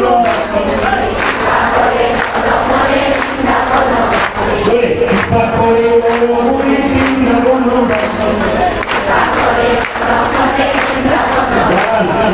এখানে প্রচুর তো ক্যামেরা আছে এই ক্যামেরাতে কিন্তু অহরনা স্টার চিত্র এটা কিন্তু দেখবেন 2-4 দিন ছাড়বে এও ছাড়বে কিন্তু 4-5 দিন পর বাড়ি গিয়ে হাতটা তুলবেন আর গাইবেন দেখবেন যখন অহরনা স্টার চিত্র যখন ছাড়বে ইউটিউবের মাধ্যমে তখন দেখবেন সবাই হাত তুলেছে আপনি তুলেন নাই না বলবেন দিদি আমি তুলি নাই গো আমার উঠবে না বলতে সবাই মিলে এমন ভাবে তুলবেন যে সবার হাতটা এই কিন্তু ক্যামেরাতে ঘোরাচ্ছে আপনাদের হাতগুলো কিন্তু সফল হচ্ছে হাত এরা বাজাবে না আপনার শুরু নমো নমো তুলসী কৃষ্ণ প্রেয়সী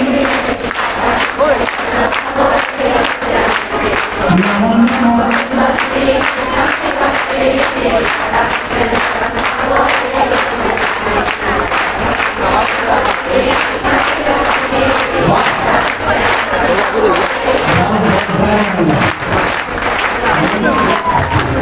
আমি যদি জানতাম যে আপনারা এত জানেন করে তো আমি আসতাম না কারণ গেছি যে তোমার নাম লই মনোবাঞ্ছা পূর্ণ হয় যে তোমার নাম লই মনোবাঞ্ছা পূর্ণ হয় কৃপা করে করো মনে বৃন্দাবনবাসী কৃপা করে করো মনে বৃন্দাবনবাসী নমো নমো তুলসী কৃষ্ণ প্রেয়সী রাধা কৃষ্ণের জন্ম পাবো যোগে নাসি নমো নমো তুলসী কৃষ্ণ প্রেয়সী রাধা কৃষ্ণের যে তোমার নাম লয় মনোবাঞ্ছা পূর্ণ হয় যে তোমার নাম লয় মনোবাঞ্ছা পূর্ণ হয় কৃপা করে করো মনে বৃন্দাবনবাসী কৃপা করে করো মনে বৃন্দাবনবাসী আপনি এইবারে দিতে পারতো না দিতে পারতো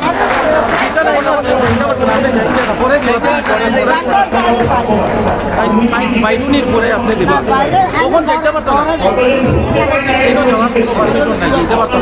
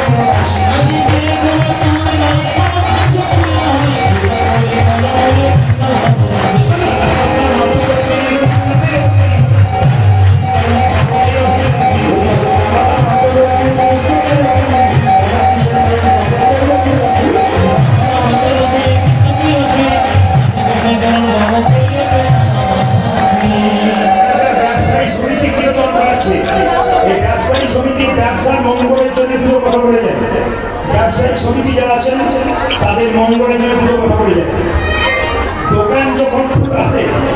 দোকান যখন খুলবেন সকালবেলায় দোকান খুলে জল দেওয়ার পর একটা খাতা করবেন সবাই, প্রদীপ ফলের কথাটা সবাই শুনে নিন। আজকে আপনাদের এখানকার বাজার কমিটি আমাকে এনেছে, বাজার কমিটির মঙ্গলের জন্য দুটি কথা বলে যাবো। মায়েরা যদি ওনারা মনে রাখতে না পারেন আপনারা করবেন, যাদের বাজারে দোকান আছে, দোকান খোলার পর একটা খাতা করবেন। আজকে পয়লা জানুয়ারি হলো, রাত থেকে করবেন একটা খাতা। প্রতিদিন খাতাতে হরে কৃষ্ণ মহামন্ত্র এক পাতা করে লিখবেন। প্রতিটি দোকান ব্যবসায়ী হরে কৃষ্ণ মহামন্ত্র, দোকানের ব্যবসা কোনদিন ঘাটতি করবে না, একই রকম দোকান চলবে। কৃষ্ণের কৃপা পাবেন আপনি। দেখুন কি হয় আপনার, শুধুমাত্র প্রমাণ দেখুন। আপনি প্রতিদিন একটা করে খাতা কিনবেন, 1 মাসের জন্য 30 পাতা থাকবে। সেই পাতাতে প্রতিদিন দোকান খোলার আগেই খুলবেন, হরে কৃষ্ণ মহামন্ত্র এক লাইন লিখবেন। ব্যবসার দোকান খরিদ্দার এসেছে দিলেন, ভাগ পেলেন, আবার হরে কৃষ্ণ এক লাইন লিখলেন, হরে কৃষ্ণ কৃষ্ণ কৃষ্ণ হরে হরে, হরে রাম রাম রাম হরে হরে। প্রতিদিন সকাল থেকে সন্ধ্যে পর্যন্ত সময় পেলে এক পাতা করে হরে কৃষ্ণ মহামন্ত্র প্রতিটি ব্যবসায়ী লিখবেন। 2 নম্বর, আপনাদের দোকানে লঙ্কা লেবু দেওয়া হয় কিনা জোরে বলুন। দেওয়া হয়, লঙ্কা লেবু দেওয়া হয়। বেশ, মায়েরা দোকানের দরজাতে লঙ্কা লেবু দেওয়া হয়। অনেককে প্রশ্ন করা হয় যে ব্যবসা যারা করে তার দোকানের দরজায় লঙ্কা লেবু দেওয়া হয় কেন? জেনে নিন কেন হয়। বলছে লক্ষ্মীর প্রিয় খাদ্য হচ্ছে লাড্ডু। লাড্ডু গণেশ আর লক্ষ্মী দোকানদার ব্যবসা যারা করে দেখবেন আছে, প্রিয় খাদ্য লাড্ডু। অলক্ষ্মীর প্রিয় খাদ্য কি বলতো? ঝাল আর টক। ঝাল আর টক। ব্যবসায়ীরা দোকানের দরজায় লেবু লঙ্কা টাঙাবে কেন? অলক্ষ্মী ঢুকতে পারবে না। ঢুকতে গিয়ে দরজায় তার প্রিয় খাদ্য লঙ্কা আর লেবু টক ঝাল পেয়ে গেলে ও আর ভেতরে ঢুকবে না, ও বাইরে বাইরেই চলে যাবে। এই জন্য আপনাদের জানিয়ে দিয়ে গেলাম কেন লেবু লঙ্কা টাঙাবেন। 3, যারা বাড়িতে গণেশ রাখবেন তারা বাঁ-দিকে সুরাওয়া গণেশ রাখবেন, আর যারা দোকানে গণেশ রাখবেন তারা ডান দিকে সুরাওয়া গণেশ রাখবেন। ভালো করে শুনে নিন ভাইরা, যারা বাড়িতে গণেশ রাখবেন তারা বাঁ-দিকে সুরাওয়া গণেশ, আর যারা দোকানে গণেশ রাখবেন ডান দিকে সুরাওয়া গণেশ। প্রশ্ন করবেন গণেশের দুদিকে সুর হলো কেন? এই দিকে দেখাবেন, বুঝিয়ে দিই। দেখবেন গণেশ ঠাকুর একদিন বসে আছে আর তুলসী দেবী রাস্তা দিয়ে পেরিয়ে যাচ্ছে। গণেশ এত সুন্দর দেখতে, তুলসী দেবী গণেশকে দেখে পছন্দ হয়ে গেছে। কিছুক্ষণ পর গিয়ে কাছে কাছেই বলে দিয়েছে, গণেশজি তোমার রূপে আকৃষ্ট হয়ে আমি তোমায় বিয়ে করতে চাই। সঙ্গে সঙ্গে গণেশ বলল, আমি প্রতিজ্ঞা করেছি চিরকুমার থাকবো, বিয়ে করবো না। এই তুলসী, তুমি আমাকে বিবাহের প্রস্তাব দিলে, আমি তোমার অভিশাপ ছিলাম, তোমার দৈত্য স্বামী হোক, তোমার দৈত্য স্বামী হোক, তোমার দৈত্য স্বামী হোক। তুলসী দেবীর স্বামীর নাম কি বাবা? শঙ্খচূড় দৈত্য। কার অভিশাপে হয়েছিল? আমার দিকে তাকান। তুলসীর অভিশাপে গণেশের স্বামীর নাম কি হয়েছিল বাবা? তুলসীর স্বামীর নাম কি হয়েছিল? শঙ্খচূড় দৈত্য। যখন তুলসী অভিশাপ পেল যে আমার স্বামী শঙ্খচূড় দৈত্য হবে, এই গণেশজি আমি তোমাকে অভিশাপ দিলাম, তুমি যে বললে চিরকুমার থাকবে, তোমার একের চাইতে অধিক বিয়ে হবে, তোমার 2টো স্ত্রী হবে। এই জন্য গণেশের 2টো বউ, একটা সিদ্ধি একটা ঋদ্ধি। দোকানে যারা থাকে লেখা থাকে না সিদ্ধি দাতা গণেশের নাম। এই সিদ্ধি আর ঋদ্ধি, গণেশের ডান দিকে বসেছিল সিদ্ধি আর বাঁ দিকে বসেছিল ঋদ্ধি। কিছু মনে করবেন না, আপনাদের এখানে কারো যে 2টো বিয়ে হয়েছে, স্বামী যদি মাঝখানে বসে থাকে, ডান দিকে একজন বাঁ দিকে একজন বসে থাকে, ডান দিকে জন কি করবে? আমার দিকে তাকাও। বাঁ দিকে জন বলে ওইদিকে কি দেখছো? আমার দিকে তাকাও। এখন সিদ্ধি বলছে গণেশকে, ডান দিকে কি দেখছো? আমার দিকে তাকাও। যখন যখন ঋদ্ধি বলেছে ডান দিকে তাকাচ্ছ না, বাঁ দিকে তাকাও, তখন ঋদ্ধি কিন্তু গণেশজি ঋদ্ধির দিকে তাকিয়েছে, সুরটা বাঁ দিকে হয়ে গেছে। আর যখন সিদ্ধি বলেছে আমার দিকে তাকাও, তখন ডান দিকে হয়ে গেছে। মানুষের শ্রদ্ধা ভালো, আর বাড়ির ক্ষেত্রে মায়েরা শান্তি সুখের জন্য ঋদ্ধি মানে কি আপনার বাঁ দিকের শ্রদ্ধা গণেশ রাখা খুব ভালো। একটা বাড়িতে শিবলিঙ্গ দুটো রাখতে পারবেন না, একটা বাড়িতে শিবলিঙ্গ দুটো রাখতে পারবেন না। আজকে অনেক তত্ত্বের মধ্যে ছিলাম, কালকে সুন্দর সুন্দর তত্ত্বের মধ্যে থাকবো। আপনার সবাই মিলে পেয়েছে দেখুন, ভগবান শ্রীকৃষ্ণ রাধারানীর কুঞ্জে যাচ্ছে, আর কুঞ্জে যখন যাচ্ছে মায়েরা সঙ্গে সঙ্গে রাধারানীর কুঞ্জে যাওয়ার সময় চন্দ্রাবলী তাকে ধরেছে। কি বলছে? এই পথে নীতি করা কথা, এই পথে নীতি চন্দ্রাবলী কৃষ্ণকে ধরেছে, তোমাকে যেতে দেবো না। এই পথে নীতি করা কথা, এই পথে নীতি করা কথা, এই পথে নীতি করা কথা, এই পথে নীতি করা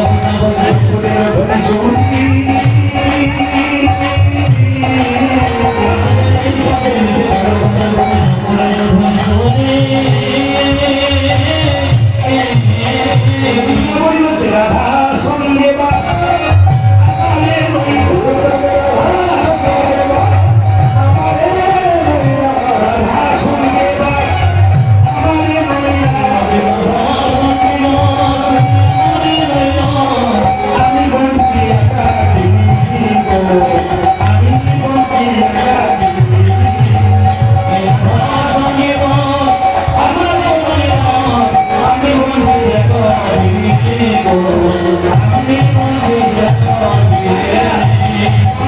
ধরেছে কাকে? কৃষ্ণকে। তোমায় ছেড়ে দেবো না, ছেড়ে দেবো না, পেয়েছি যখন ছেড়ে দেবো না, পেয়েছি যখন ছেড়ে দেবো না, পেয়েছি যখন ছেড়ে দেবো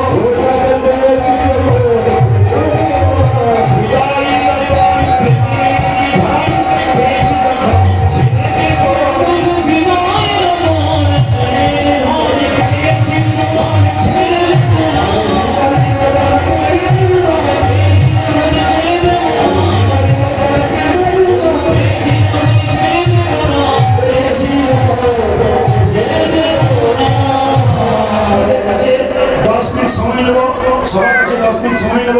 আপনারা পরাজলে বসুন মাথায় কাপড়টা নিয়ে, কারণ কৃষ্ণ রাধারানী কুঞ্জে যখন কৃষ্ণ গেল চন্দ্রাবলী ধরে রাখলো, রাধারানী কুঞ্জে যখন গেল রাধারানী তখন অভিমান করে বসে রইল, এবং সঙ্গে সঙ্গে তিনটা দুটি গোবিন্দকে আনতে যাচ্ছে। আপনার সকালে রাধাবলীতে যুবক দর্শন করে যাবেন, প্রেমসে ভক্তি করে করে বসবেন মাথায় কাপড়টা নিয়ে। সবাই চন্দ্রাবলী যখন দেখলো কৃষ্ণ অভিমান করে চলে গেছে, রাধারানী তাকে দাঁড়িয়ে দিয়েছে, চন্দ্রাবলী কুঞ্জে ছিল চলে যাচ্ছে কে? দুটি অনুধ্বনি, যেটি জলপতি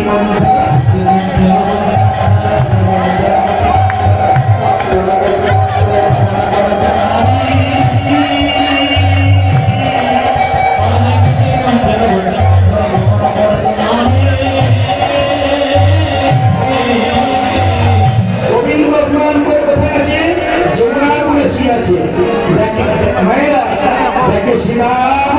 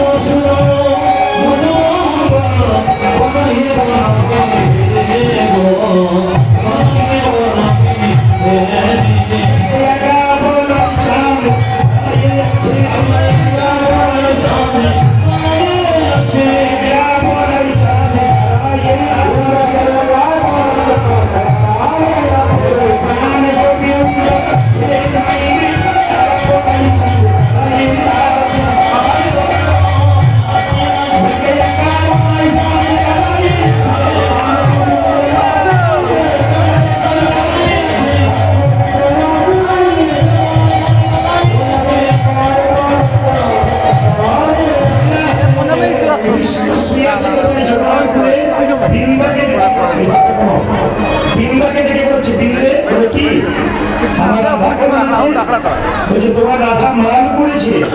তবে তুমি কি জন্য এসছো? আমি ফুল নিতে এসেছি, আমি ফুল নিতে এসেছি, ফুল নিতে এসেছি।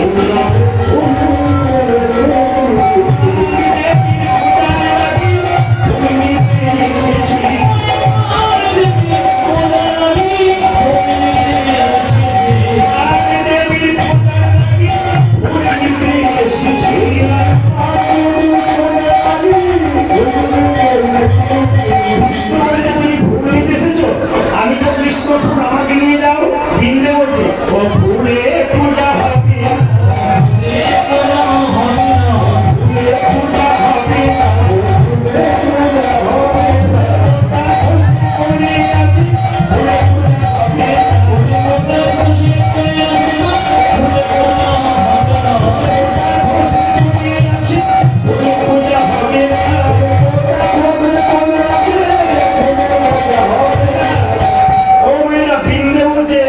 রাধারানী প্রতিজ্ঞা করেছে কালো জিনিস দেখবে না।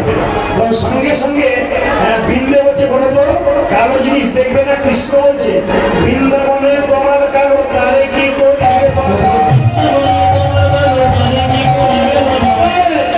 তোমাদের রাধারানী বলছে কালো দেখবো না। বৃন্দাবনে তোমার কালো কি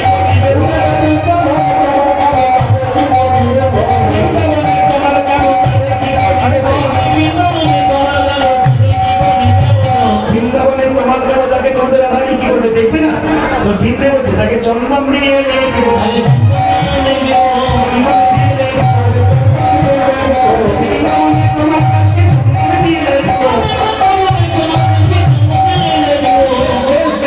আচ্ছা বলো তো যমুনার জলে কালো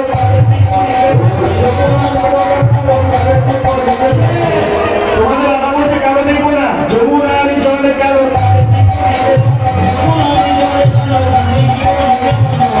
আমাদের রাধা জল আনতে যাবে না, জল আনতে যাবে না, যমুনার কুলে জল আনতে যাবে না। আচ্ছা বলো তো রাধারানীর এই যে কেসটা রয়েছে, এই যে কেস, রাধারানীর কেস কালো তারে কি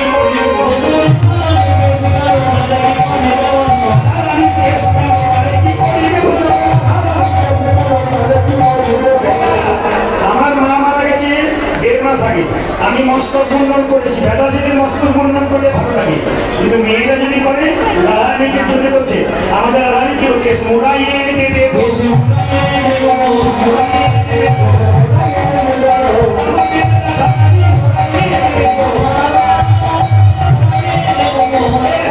রাধারানী কেস মুড়িয়ে দেবে তো। আচ্ছা বলো তো এবার নয়নের তারা কালো, তোমাদের রাধারানী নয়নের তারা কালো তাকে কি করবে? নয়নের তারা কালো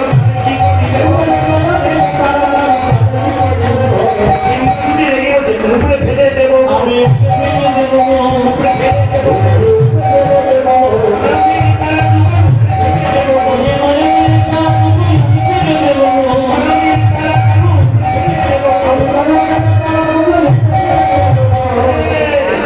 তারাটা উপরে ফেলতে কি হয়? কানা হয়ে যায় না?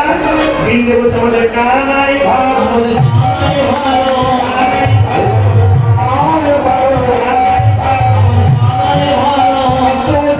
কৃষ্ণ ভজন করে না তাদের কানা হয় ভালো। এমন তত্ত্ব দেখুন, যে কৃষ্ণ ভজন করে না তার কানা হয় ভালো, কানা হয় ভালো। কৃষ্ণ ভজন করে না হয় ভালো, কৃষ্ণ বলছে তোমাদের যদি কানাই ভালো তবে এক কাজ করো, তোমাদের যদি কানাই ভালো তবে আমায় নিয়ে চলো।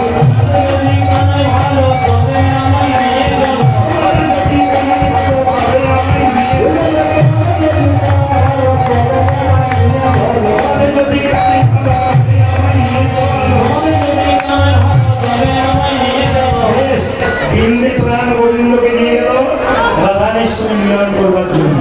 সবাই মিলে মাথায় কাপড়টা নিন একসঙ্গে। দেখি আপনারা কি সুন্দর একটু তালি দিতে পারেন। রাধা গোবিন্দ যুগলে বসেছে, ভক্তরা সবাই মিলে কি করছে? ভাগ দিচ্ছে, ভাগ ভাগ সবাই মিলে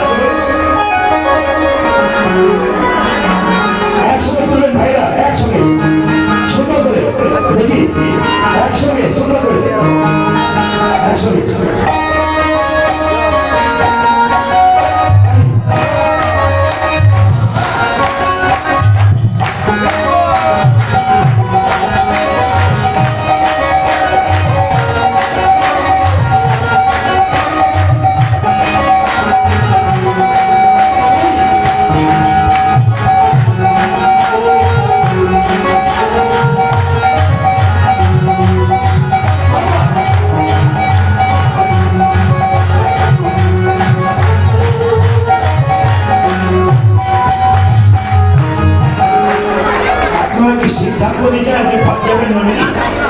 ঘর যাবেন না? কারা কারা ঘর যাবেন না? হাত তুলুন তো। ঘর যাবেন না? কেউ যাবে না? আচ্ছা ঠিক আছে, কালকে চেষ্টা করবেন ঘর না যাবে। হাত তুলুন, হাত তুলুন। সবাই শুনুন।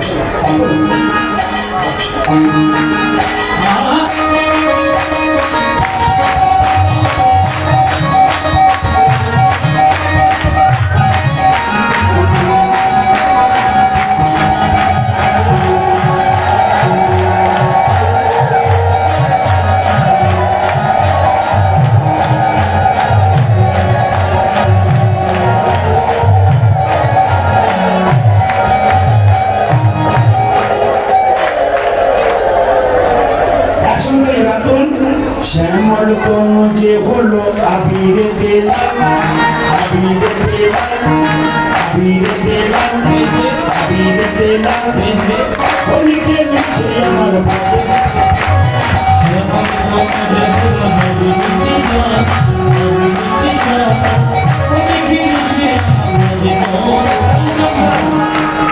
আপনাদের হাততালি কিন্তু আমি আসামে বহু জায়গায় গান করেছি, আপনাদের এলাকায় আমি আসিনি। আমি আসামে কোকরাঝাড় এলাকাতে সোজা আমি ট্রেনে বৃষ্টি কোকরাঝাড় ওই এলাকায় প্রায় নাই করে গত বছর আমি মোটামুটি 20 থেকে 25টা আসর করেছি। প্রত্যেকটি আসর করে এরকম নয়, সব মাঠে ফুটবল গ্রাউন্ডে, তাদের শুনতে সুবিধা হয়। কেন বলুন তো, ফুটবল গ্রাউন্ডে একদম স্টেজ থাকে উঁচুতে, সবাই দেখতে পায় খুব আনন্দ করে। কিন্তু এখানে কি হচ্ছে, ওদের চাপা পড়ে যাচ্ছে সবাই, সেই বিকাল থেকে বসে আছে, কোমর ব্যথা, হাঁটু ব্যথা, এখন সব মানুষের কত কষ্ট। তো আমি আজকে এসে একটা দেখলাম কি আসামে এত জায়গায় গান করলাম, কিন্তু এত সুন্দর হাততালি কিন্তু আমি কোনো জায়গায় পাইনি। এত সুন্দর হাতে তালি, এত গান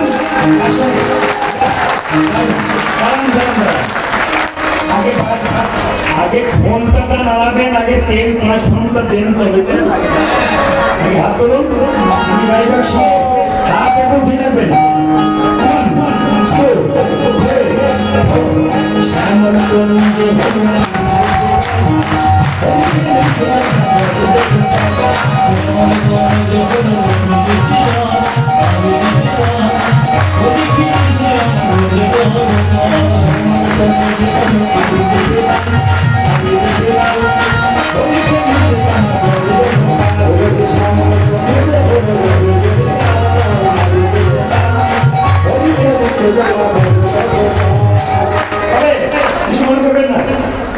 কিছু মনে করবেন না।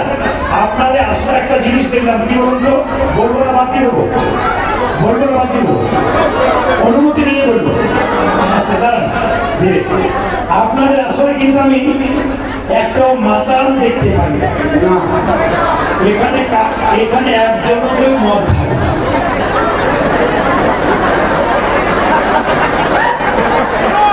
সব জায়গাতে আছে, আমি ভাবলাম এখানে না। কিছু মনে করবেন না, আমি মাতালকে সম্মান দিই। এদিকে কেন সম্মান দিই? পেঁয়াজ আলুর দাম বেড়েছে বলে রাস্তায় ধর্মঘট চলে, দাম কমাতে হবে, কমাতে হবে। মদের দাম বেড়েছে বলে কোনো মাতাল একটা দিনের জন্য ইয়ে করে না, ধর্মঘট করে না, করে করে। আবার দেখুন যুক্তির কথা, যুক্তির কথা দেখবেন, যারা মদ খায় তারা সাপকে ভয় খায়। যেমন দেখবেন ঝুপি ঝাড়ে মদের দোকান হয়, রাস্তায় রাস্তায় দুধ বিক্রি হচ্ছে, দুধ নেবে কেউ কিনবে না। আর ঝোপে ঝাড়ে পুকুর ঘাটে দেখবেন টিম টিম করে আলো জ্বলছে, পাখি ঢুকসার বেরিয়ে চলে আসছে। দেখবেন বুঝিয়ে দিই, ঢুকসার বেরিয়ে চলে আসছে। তো কিছু মনে করবেন না, একজন মাতাল মদ খেয়ে সাপের গর্তের মুখ থেকে, সাপ তখন বাচ্চা নিয়ে মনে মনে ভাবছে, একবার সকালও বেরোতে পারলে বেটা ঢুক চালাচ্ছিস। তবে বলে রাখি, ভূমিকম্প হলে পৃথিবীতে একটা প্রাণী প্রথম জানতে পারে, সে হলো কুকুর। আর ভূমিকম্প হলে একটা প্রাণী প্রথমেই জানতে পারে না, সে হলো মাতাল, জানতে পারে না। তবে যারা মদ খায় তাদের 3টে লাভ আছে। অনেকে ভাবছে বলুন বলুন, তাহলে 2-4 ঢোক বের করবো, চেষ্টা করি। মদ খেলে 3টে লাভ কি?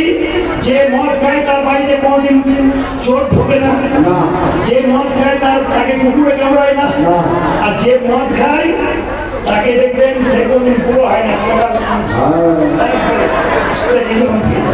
এখন প্রশ্ন করবেন, তাহলে ভেঙে বলে দিন, বাড়িতে চোর ঢোকে না কেন? মদ খেতে খেতে খেতে খেতে নার্স কিডনি নষ্ট হয়ে যায়, সন্ধ্যেবেলায় কাশি শুরু হয়, ভোরবেলায় কাশি শেষ হয়। চোর ঢুকতে গিয়ে ভাবে এখন জেগে আছে রে, ঢোকার দরকার নেই, বেরিয়ে পড়ে। আর কুকুরে কামড়ায় না কেন? মদ খেতে খেতে দুর্বল হয়ে যায়, তখন নিজে চলতে পারে না, লাঠি নিয়ে চলে, আর লাঠি দেখলে কুকুর নিতাই গোল হয়ে যায়। আর কেন কুকুরে কামড়ায় না জেনে নিন।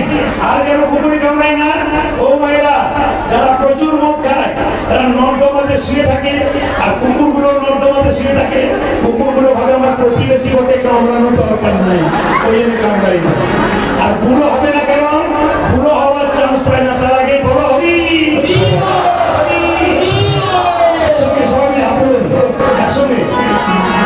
শ্যামল তনু যে হলো আবির দেদান, আবির দেদান, ওইকে নিচে আমার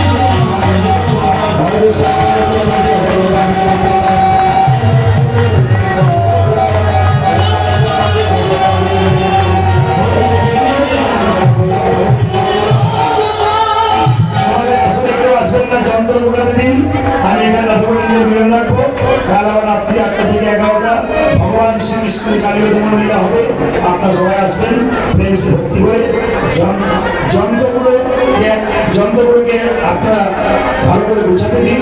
কেউ আসবেন, আমি সামনে দাঁড়াবো, আপনারা আসবেন সবাই মিলে আলাদা করে জোরে রাখলাম। তুমি আনন্দ সুন্দর